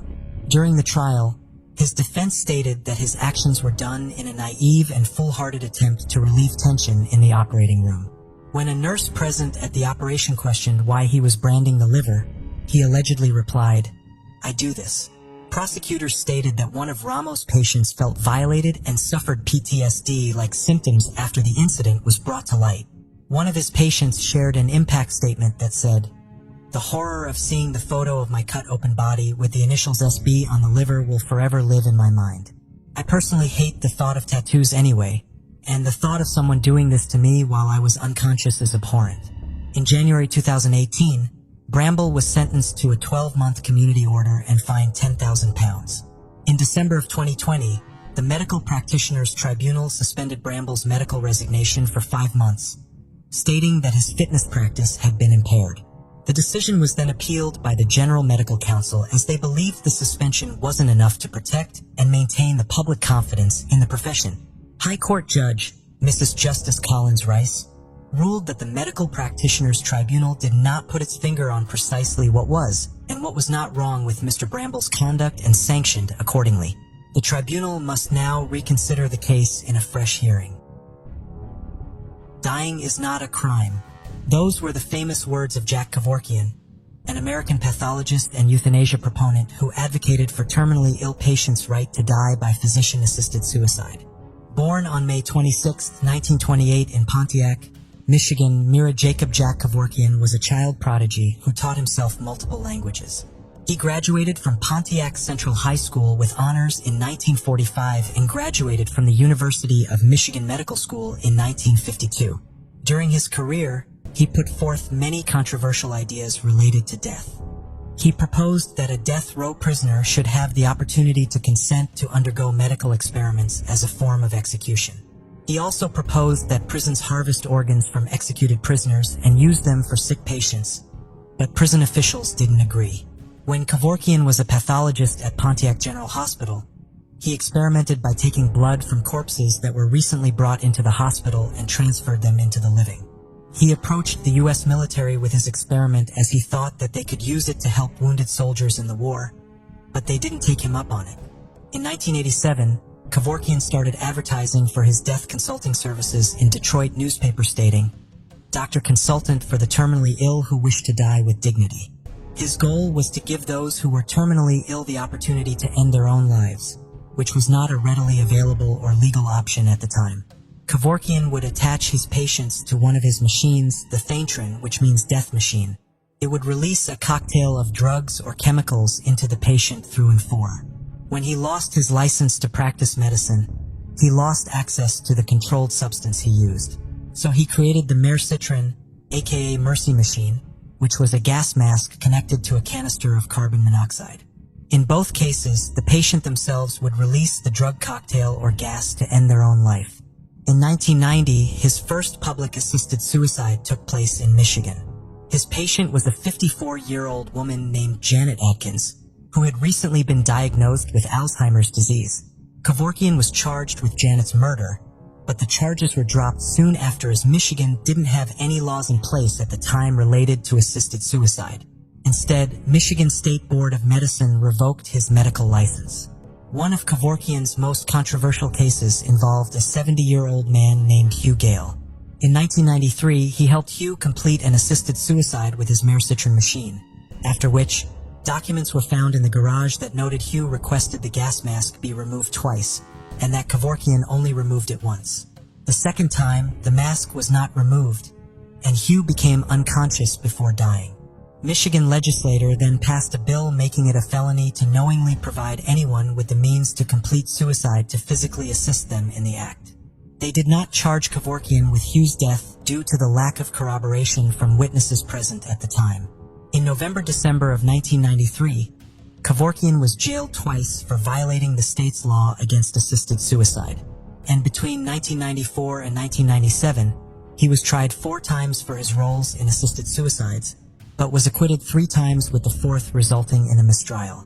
The trials only helped him gain public support for his cause, and the media dubbed him Dr. Death. But he was often criticized by his fellow practitioners as they believed he was going against their Hippocratic oath to do no harm. According to his lawyer, Kevorkian assisted 130 patients in physician-assisted death. Though Kevorkian's goal was to relieve the pain of terminally ill patients, it was later determined that 60% of his clients were not terminally ill, and 13 had not complained of being in pain. At least 3 autopsies showed his patients had no terminal illness or signs of disease. It is suspected that many of his patients suffered from hypochondria or depression. 5 had no diseases, over a third were in pain, and though many had worsening symptoms, they were not terminally ill. There were also criticisms around how quickly his patients died, as at least 19 patients died just 24 hours after meeting him. Many never had a psychiatric evaluation completed before the assisted suicide, although he himself stated the importance of psychiatric consultations. He also failed to refer 17 patients to specialists after they complained about chronic pain, and he often didn't receive complete medical records from his patients. Kevorkian later stated that he believed patients seeking assisted suicide shouldn't have to be terminally ill to end their suffering. In November of 1998, he allowed CBS 60 Minutes to air a videotape he made in September. The video showed the voluntary euthanasia of his patient, Thomas Yoke, who had Lou Gehrig's disease, also known as ALS. In the videotape, Thomas gives Kevorkian his consent, and Kevorkian gives him a lethal injection. This differed from his previous treatments where the patient administered the lethal dosage themselves. Kevorkian later said that he shared the video because he hoped to take the case to the Supreme Court, which didn't happen. Instead, he was arrested and charged with second-degree murder and delivery of controlled substance. Kevorkian dismissed his attorneys and represented himself in his trial. In March of 1999, he was convicted of second-degree murder and sentenced to 10 to 25 years in prison in Coldwater, Michigan. While in prison, he was repeatedly denied parole. In May of 2006, he was reportedly terminally ill with hepatitis C, which he contracted in the 1960s while researching blood transfusions. Doctors didn't expect him to live another year. On June 1, 2007, he was released on parole for good behavior under the condition that he didn't offer advice on, be present at, or participate in any assisted suicides. He was also banned from promoting and talking about them. After his release from prison, he went on to give many lectures on euthanasia, politics, and more. In 2010, a movie based on his life called You Don't Know Jack was released, where Al Pacino plays Kevorkian. Outside of his doctoral work, Kevorkian was also a jazz musician and composer. He released a limited CD release called The Kevorkian Suite, A Very Still Life, which featured him playing the organ and flute alongside a quintet. It received praise from the Entertainment Weekly and JazzReview.com. He was also an oil painter who focused on surreal and grotesque themes rife with symbolism. One piece, titled For He Is Risen, was used as cover art for the 1996 Acid Bath album. In a 2010 interview, Kevorkian was asked about his first patient, Janet Atkins, and what it was like to end her life. He said, "I didn't do it to end the life. I did it to end the suffering the patient's going through. What's a doctor supposed to do? Turn his back?" Kevorkian dealt with kidney issues for most of his life and was eventually diagnosed with liver cancer, which his close friends said may have been from hepatitis C. In May of 2011, he was hospitalized, and on June 3, 2011, he died from thrombosis. His tombstone reads, "He sacrificed himself for everyone's rights." Lolita is a town nestled in the heart of Northern California's Humboldt County. With a population of just over 800, Lolita is surrounded by beautiful forests and rolling hills, providing a picturesque backdrop for outdoor activities such as hiking, fishing, and camping. It was in this tranquil paradise that a gruesome discovery was made in 1998. On March 27, 1998, a Lolita resident and his father embarked on a boat ride along the Eel River in search of driftwood. As they navigated through the twists and turns of the river, something odd caught their eye. At first, they thought was just another piece of wood tangled in the branches of a nearby tree. But as they drew closer, they noticed that what they were seeing looked like human body remains. They quickly alerted the authorities, wondering what sinister secrets the river might be hiding. This fateful day would soon become etched into Lolita's history, leaving its inhabitants in shock and disbelief. The sheriff's deputies didn't waste any time. They raced to the Eel River via jet boat, not knowing what horrors awaited them. At the time, they had no idea that this was going to be a case that would haunt them for a long time to come. After a few nerve-wracking minutes, they finally arrived on the scene where the locals had reported the finding. Their worst fears were confirmed. There, partially clothed in an advanced state of decomposition, was the body of a man. Despite the decay, the deputies could tell that he was a white male adult. But beyond that, they had no idea who he was or how he had ended up in the river. The sheriff's deputies couldn't believe what they were seeing, and their emotions were hard to contain. They immediately took the body out of the water and carefully searched the clothing, looking for any shred of evidence that could help identify the deceased. But their efforts were fruitless. There was no form of identification, no belongings, and nothing that could help them piece together the victim's identity. Following this, the body was removed from the area and transported to the coroner's office for further examination. The findings from the autopsy that was conducted were disheartening, but it gave detectives a starting point. The coroner's report revealed that the man had possibly drowned and that he had been in the water for a month before his recovery. Detectives felt a sense of urgency as they tried to piece together the mystery surrounding the man they had found in the river. They knew that they had to find out who he was before they could unravel the events leading up to his death. They were certain that someone out there was missing a loved one, and they were determined to find out who this man had been. The detectives worked tirelessly and released a description of the man to the public, hoping to spark someone's memory of a missing person report. Days turned into weeks, but despite their best efforts, they came up empty-handed. The case was proving to be a tough nut to crack, but the detectives refused to give up hope. They knew that one piece of information could be the key to unlocking the mystery, and they were willing to pursue every lead until they found the truth. A glimmer of hope appeared when the California Department of Justice recovered a single latent fingerprint from the body. This was then sent to the automated latent print system for analysis. The detectives held their breath, hoping for a breakthrough. But when the results came back negative, their hopes were dashed once again. Undeterred by this setback, the detectives obtained the man's DNA profile, which they entered into various databases, including the California Missing Persons DNA Database and the National Unidentified Persons DNA Index. They scoured the databases hoping for any sign of a match, but their efforts were once again in vain. With each passing year, the mystery of the man's identity remained unsolved. The detectives assigned to the case refused to give up. They were determined to unravel the truth behind the unknown individual found in the Eel River. After 24 long years towards the end of 2022, a break in the case finally appeared on the horizon. Toward the end of 2022, the sheriff's office partnered with a forensic genealogy company called Othram, which is based in Texas. The partnership aimed to use advanced forensic DNA testing to finally give the unknown man his identity. A sample of the man's DNA was sent to the lab where a team of experts began analyzing it with great care and attention to detail. They used forensic-grade genome sequencing, an advanced technique that enabled them to build a complete DNA profile of the man. With the profile in hand, their genealogy team then applied forensic genetic genealogy to produce investigative leads. This innovative approach combined DNA testing with traditional genealogical methods to create family history profiles. By studying the genetic makeup of individuals and their families, researchers could determine whether they were biologically related, and this helped them to ultimately identify the man who had remained a mystery for so long. In mid-February of 2023, after months of anxious waiting, the authorities finally received the much-awaited news from Othram.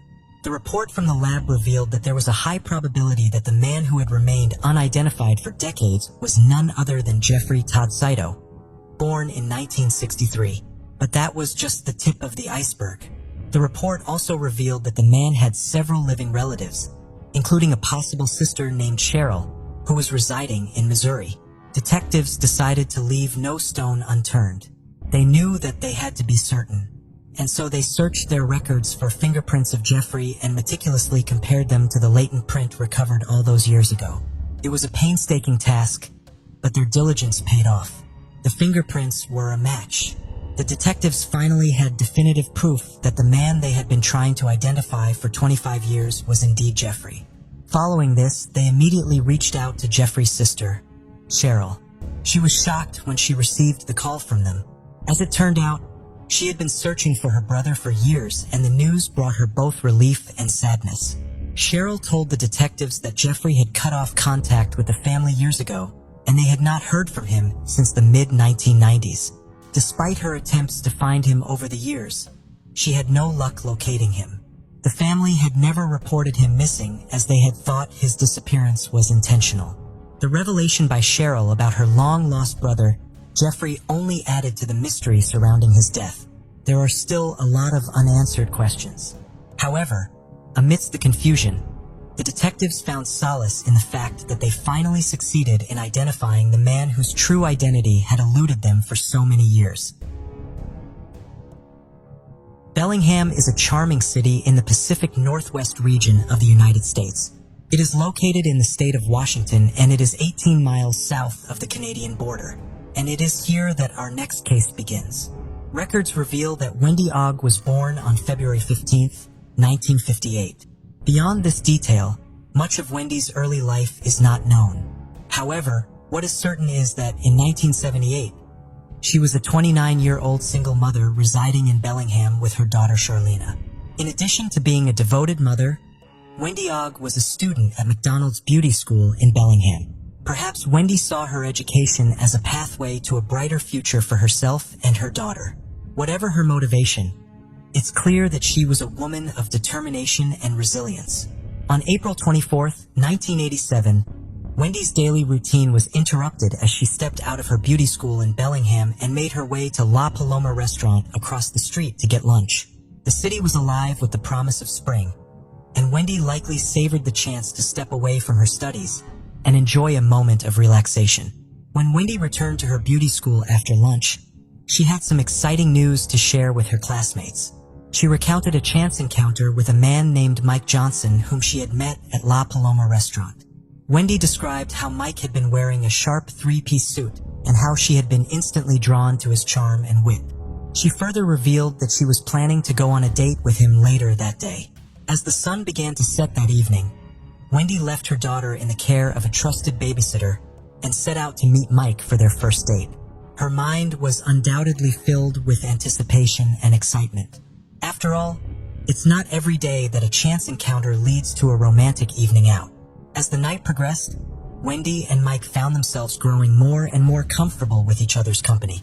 After the date, they ended up at the home of one of Wendy's friends, where they chatted and laughed until the early hours of the morning.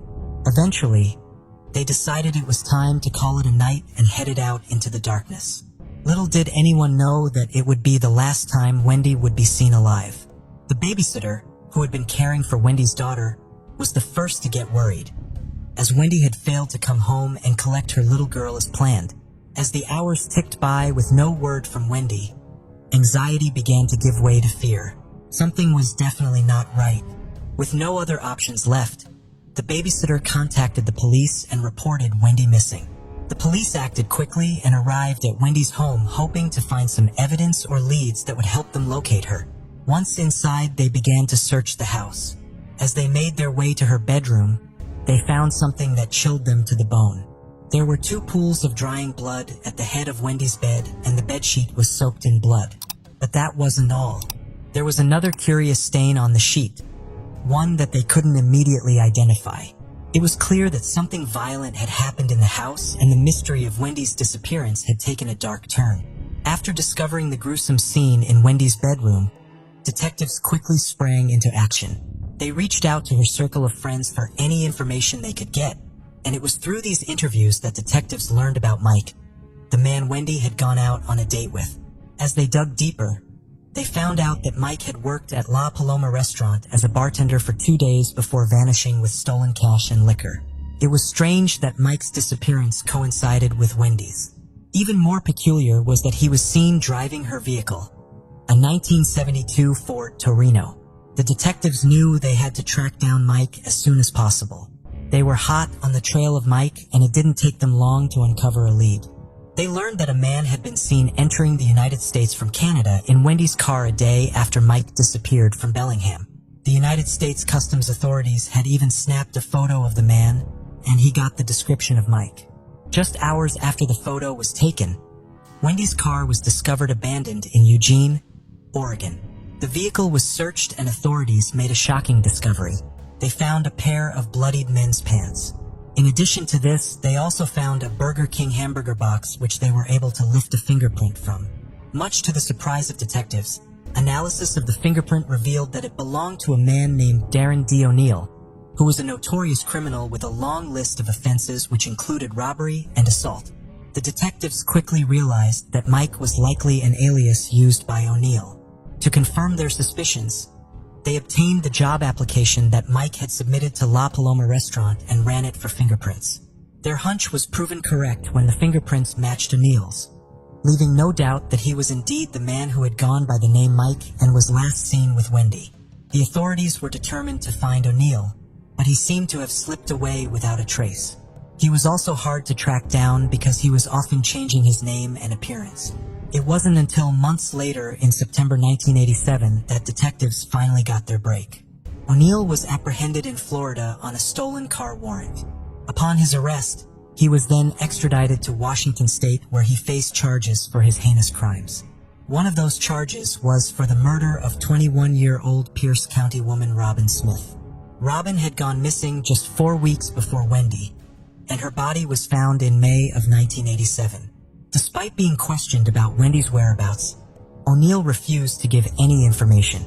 2 years later, in 1989, he pleaded guilty to Robin's murder and was sentenced to life in prison. But that wasn't all. O'Neill was also convicted of second-degree auto theft for stealing Wendy's car, providing a small measure of closure for her family and friends. The horrors of O'Neill continued to come to light as another victim story emerged. In August 1990, he was convicted for the crime of kidnapping and committing unspeakable atrocities to a 14-year-old Portland girl back in 1987. The jury's verdict was swift and decisive, and O'Neill was sentenced to 135 years in prison for this case alone. O'Neill's incarceration no doubt brought some measure of justice. However, his silence around Wendy's disappearance was deafening. No one knew if she was still alive, and if not, where her body could be found. Despite efforts by the authorities and Wendy's family and friends, the mystery surrounding her disappearance remained unsolved. It was as if she had vanished into thin air, and the community could only wonder and speculate about what could have happened to her. As the years went by, the hope of finding Wendy alive dwindled, and the search for her body became the only thing left. The Bellingham Police Department had long given up hope of solving Wendy's mysterious disappearance in 1987. But in 2015, they received a startling report from the Washington State Patrol Crime Laboratory about evidence found at Wendy's home that could potentially crack the case wide open. Detectives had seen a suspicious stain on Wendy's bedsheet all those years ago, but it wasn't until now that it was confirmed to be a semen stain. The DNA extracted from stain was used to create a profile, and the results were final. The profile matched none other than O'Neill, the man already serving a life sentence for other crimes. It seemed that after all these years, justice might finally be served for Wendy. In November 2020, the Washington State Patrol Crime Laboratory once again informed detectives about another development. It was about the pair of men's pants that had been found in Wendy's car after it was abandoned by O'Neill. What was discovered was that the blood found on the pair of pants belonged to none other than Wendy herself. As the pieces of the puzzle began to fit together, it became undeniable that O'Neill had a hand in Wendy's disappearance and likely death. Finally, in October 2022, the authorities made their move. They charged him with the second-degree murder of Wendy and set his bail at an astonishing $10 million. On March 1, 2023, O'Neill was extradited to Washington from Oregon, where he was serving a 135-year prison term. On March 10, 2023, he appeared before the Whatcom County Superior Court. Despite the overwhelming evidence against him, he pleaded not guilty, leaving the courtroom in stunned silence. O'Neill's public defense attorney, Stark Follis, also argued that the long gap between the alleged murder and the charges being laid should be taken into consideration. Additionally, Follis questioned why O'Neill was not charged with Ogg's murder back in 1987, when he was charged with stealing her car. At the moment, O'Neill's next appearance is scheduled for April 5, 2023, leaving many to wonder what the future holds for the case. Specialist Enrique Roman Martinez was a paratrooper and human resource specialist assigned to the 82nd Airborne Division at Fort Bragg in North Carolina in May of 2020. The 21-year-old was from Chino, California, and had two older sisters. His mother, Maria, raised her three children largely on her own and worked two jobs to support them. Enrique had joined the Army at the age of 17 despite concerns held by his family. He was aware of the potential risks, but hoped that his time serving his country would instill discipline and responsibility in him, as well as provide him with the means to eventually attend college. He had a difficult time following his father's deportation when Enrique was just 11 years old, and eventually, his grades started to suffer. Enrique believed that the character development and college army his service, including the Army Good Conduct Medal and the National Defense Service Medal. Enrique had been a shy child who became more social as he grew up, but he was still somewhat of an introvert. It took some time for him to open up to others, but he was quick to cheer up anyone who was feeling down. He was somewhat of a homebody, liking to stay home and play video games. As a result of his sweet and caring nature, he did not like confrontation. For Memorial Day weekend of 2020, Enrique went camping with 7 other soldiers, 6 men and 1 woman, on South Corbanks, a small island off the coast of North Carolina that is a part of the Cape Lookout National Seashore. He was last seen alive at their campsite near mile marker 46 just before midnight on Friday. At 7 p.m. the following day, 19 hours after Enrique was last seen, one of the other soldiers he had been camping with called 911 to report him missing.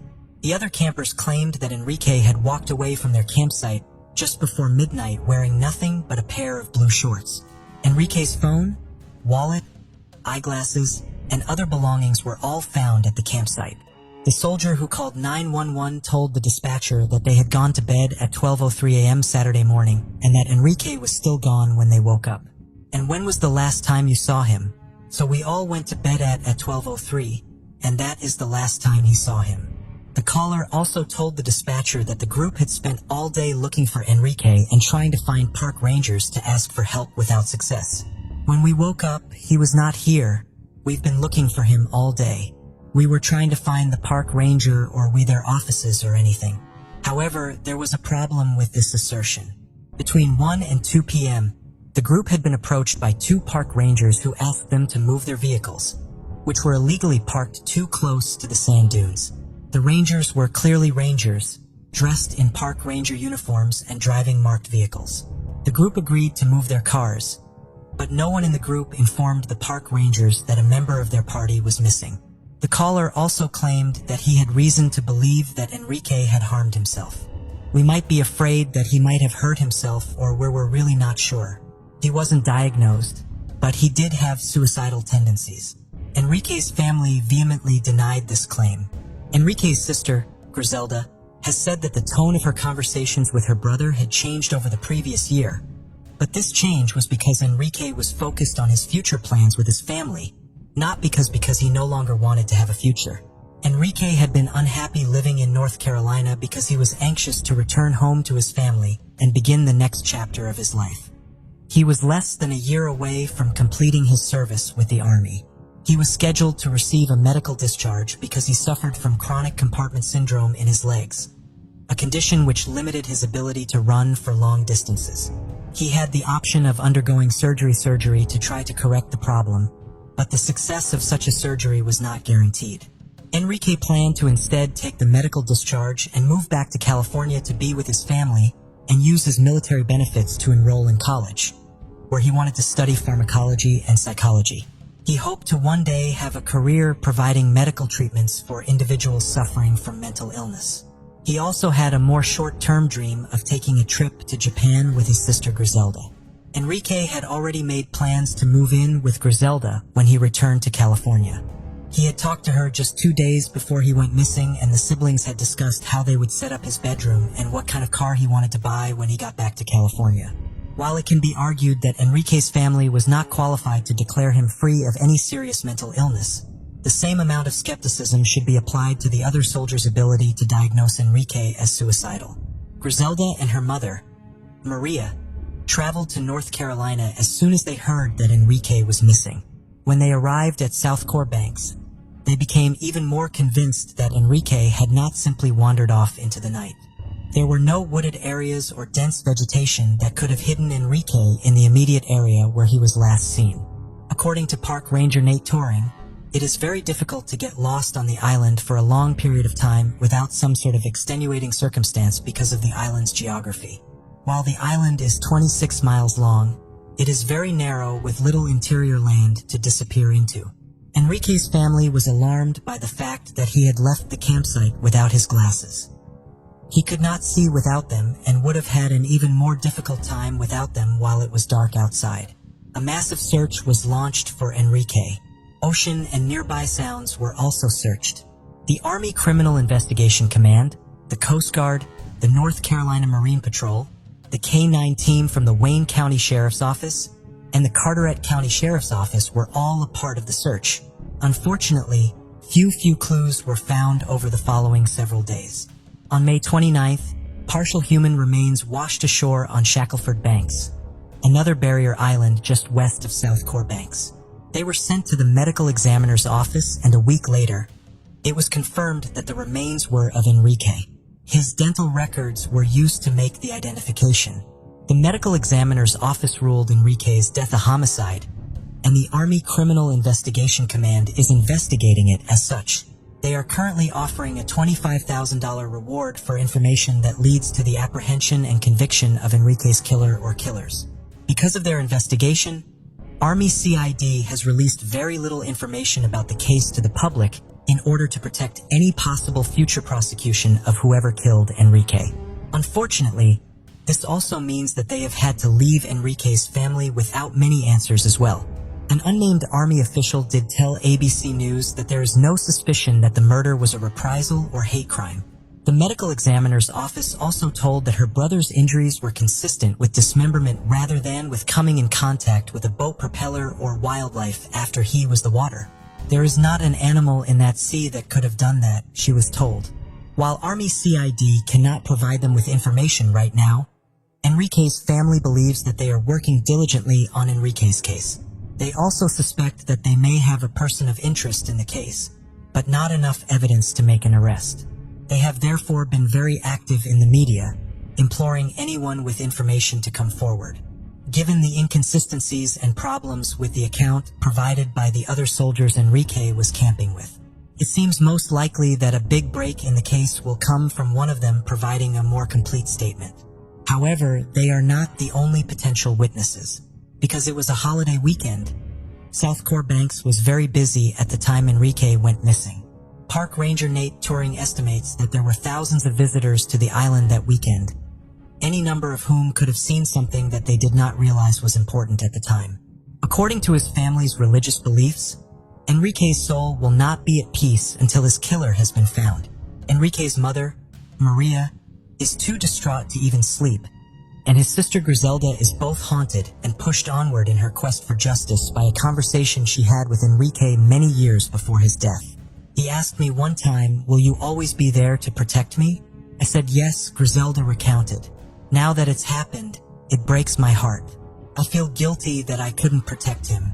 The most I can do is find out what happened to him. Late in the evening of January 27, 2002, 29-year-old Jim Springer Jr. called home to his wife, Jenny, from the AMF Broadway Bowl on South Broadway in Littleton, Colorado, where he was the new assistant manager. Jim had been born in Connecticut and raised in Utah. He had been given several options of locations to work at for AMF. He had been offered positions in New York and in Salt Lake City, but because of the recent attacks in the former city and the upcoming Olympic Games being held in the latter, he did not believe that they would be safe places for him, Jenny, and their two small children to live. Therefore, he moved the family to Colorado so he could accept the position in Littleton. He had begun his new position there less than 2 months earlier, on December 3, 2001. Jim told Jenny that he had finished closing up the bowling alley for the night. He was waiting for Aaron's ride to arrive, and he would be giving Bobby a ride before coming home. Aaron was 26-year-old Aaron Gola. She was a graduate of Bear Creek High School and the mother of 2 young children. She worked as a snack bar manager at the bowling alley. Bobby was 23-year-old Bobby Zias. He was an employee at the AMF bowling alley in Highlands Ranch, but spent a lot of time at Broadway Bowl to be with friends he had there. He had loved bowling since he was a child and had bowled multiple perfect games. He had been going through a difficult time recently following the end of a long-term relationship, but was looking forward to starting his new job with the Colorado Department of Transportation and considering going to school to get a degree in accounting. Aaron had called a friend to get a ride home after closing. At 11:50 that night, Aaron's ride was waiting for her outside of the bowling alley when she saw a bald man wearing a trench coat exiting the building. When Aaron did not come outside, her friend decided to go into the bowling alley to see what was causing the delay. Inside, she found Jim, Aaron, and Bobby. They had all been shot and killed. The murders occurred during a robbery. The safe had been opened and emptied. The bowling alley had been robbed once weeks earlier, but no one had been killed during that crime.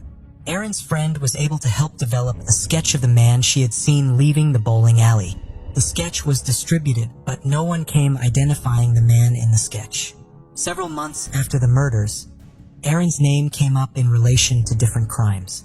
She was found to have connections to a methamphetamine ring that was the subject of a grand jury investigation.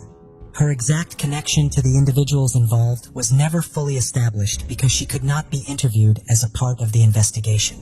These connections could, of course, be purely despite ongoing media attention. Despite ongoing media attention. In 2015, Jim, Aaron, and Bobby were each individually featured in a set of playing cards distributed in Colorado prisons by the Colorado Bureau of Investigation. Each card in the deck's the victim of a cold case along with information about their case. The playing card program was started in hopes that the cases would reach inmates who may have knowledge of who committed the crimes and be willing to cooperate. Metro Denver Crime Stoppers is offering a reward of up to $2,000 in the case, which remains unsolved. Galen Rose was the proud mother of 4 daughters: Kiana Davis, 11, Kiara Phillips, 9, Carrie L. McDonald, 7, and Keene Welsh, 5. The family lived in the small town of Flora, Indiana. Galen had relocated the family to Flora from Missouri after her father, Tracy, moved there for work. They lived with Tracy for several months while they got settled and then moved into an apartment a few blocks away on East Columbia Street. The apartment was in a house that had been converted into 2 separate units. Kiana loved adventure, and Cariel was feisty and loved to make others smile. Kiani and Kiera were both a little more quiet. All 4 of the sisters were members of the Lafayette Diamonds cheerleading squad. They spent November 19, 2016 in South Bend, Indiana for a cheer competition, and the following day, Kiana, who had hopes of one day being a star player in high school, had a basketball game. In the early morning hours of that Monday, November 21st, 2016, a fire broke out in the family's apartment. The unit had no working smoke detectors to alert them of the danger, but Galen was awoken by the smoke. She fought desperately to get into her daughter's bedrooms, but was pushed back by thick black smoke. Injured, she went outside to try to find another way to get to the girls, who were trapped in their rooms by flames and screaming for help. Upon his arrival at the scene, Carroll County Sheriff's Deputy Drew Yoder entered the burning structure to try to save the girls. Because Flora was such a small community, he was familiar with the family. He knew Galen from the gas station where she worked. She would always smile, ask about his day, and tell him to be safe as he left. He often saw the girls outside their home rescue the girls. Deputy Yoder was seriously injured. Rescue the girls. Deputy Yoder was seriously injured. He was pulled from the building by Florida police officer Josh Dissinger, who was also injured in the process. Galen was outside screaming for her girls, unable to find a way to help them.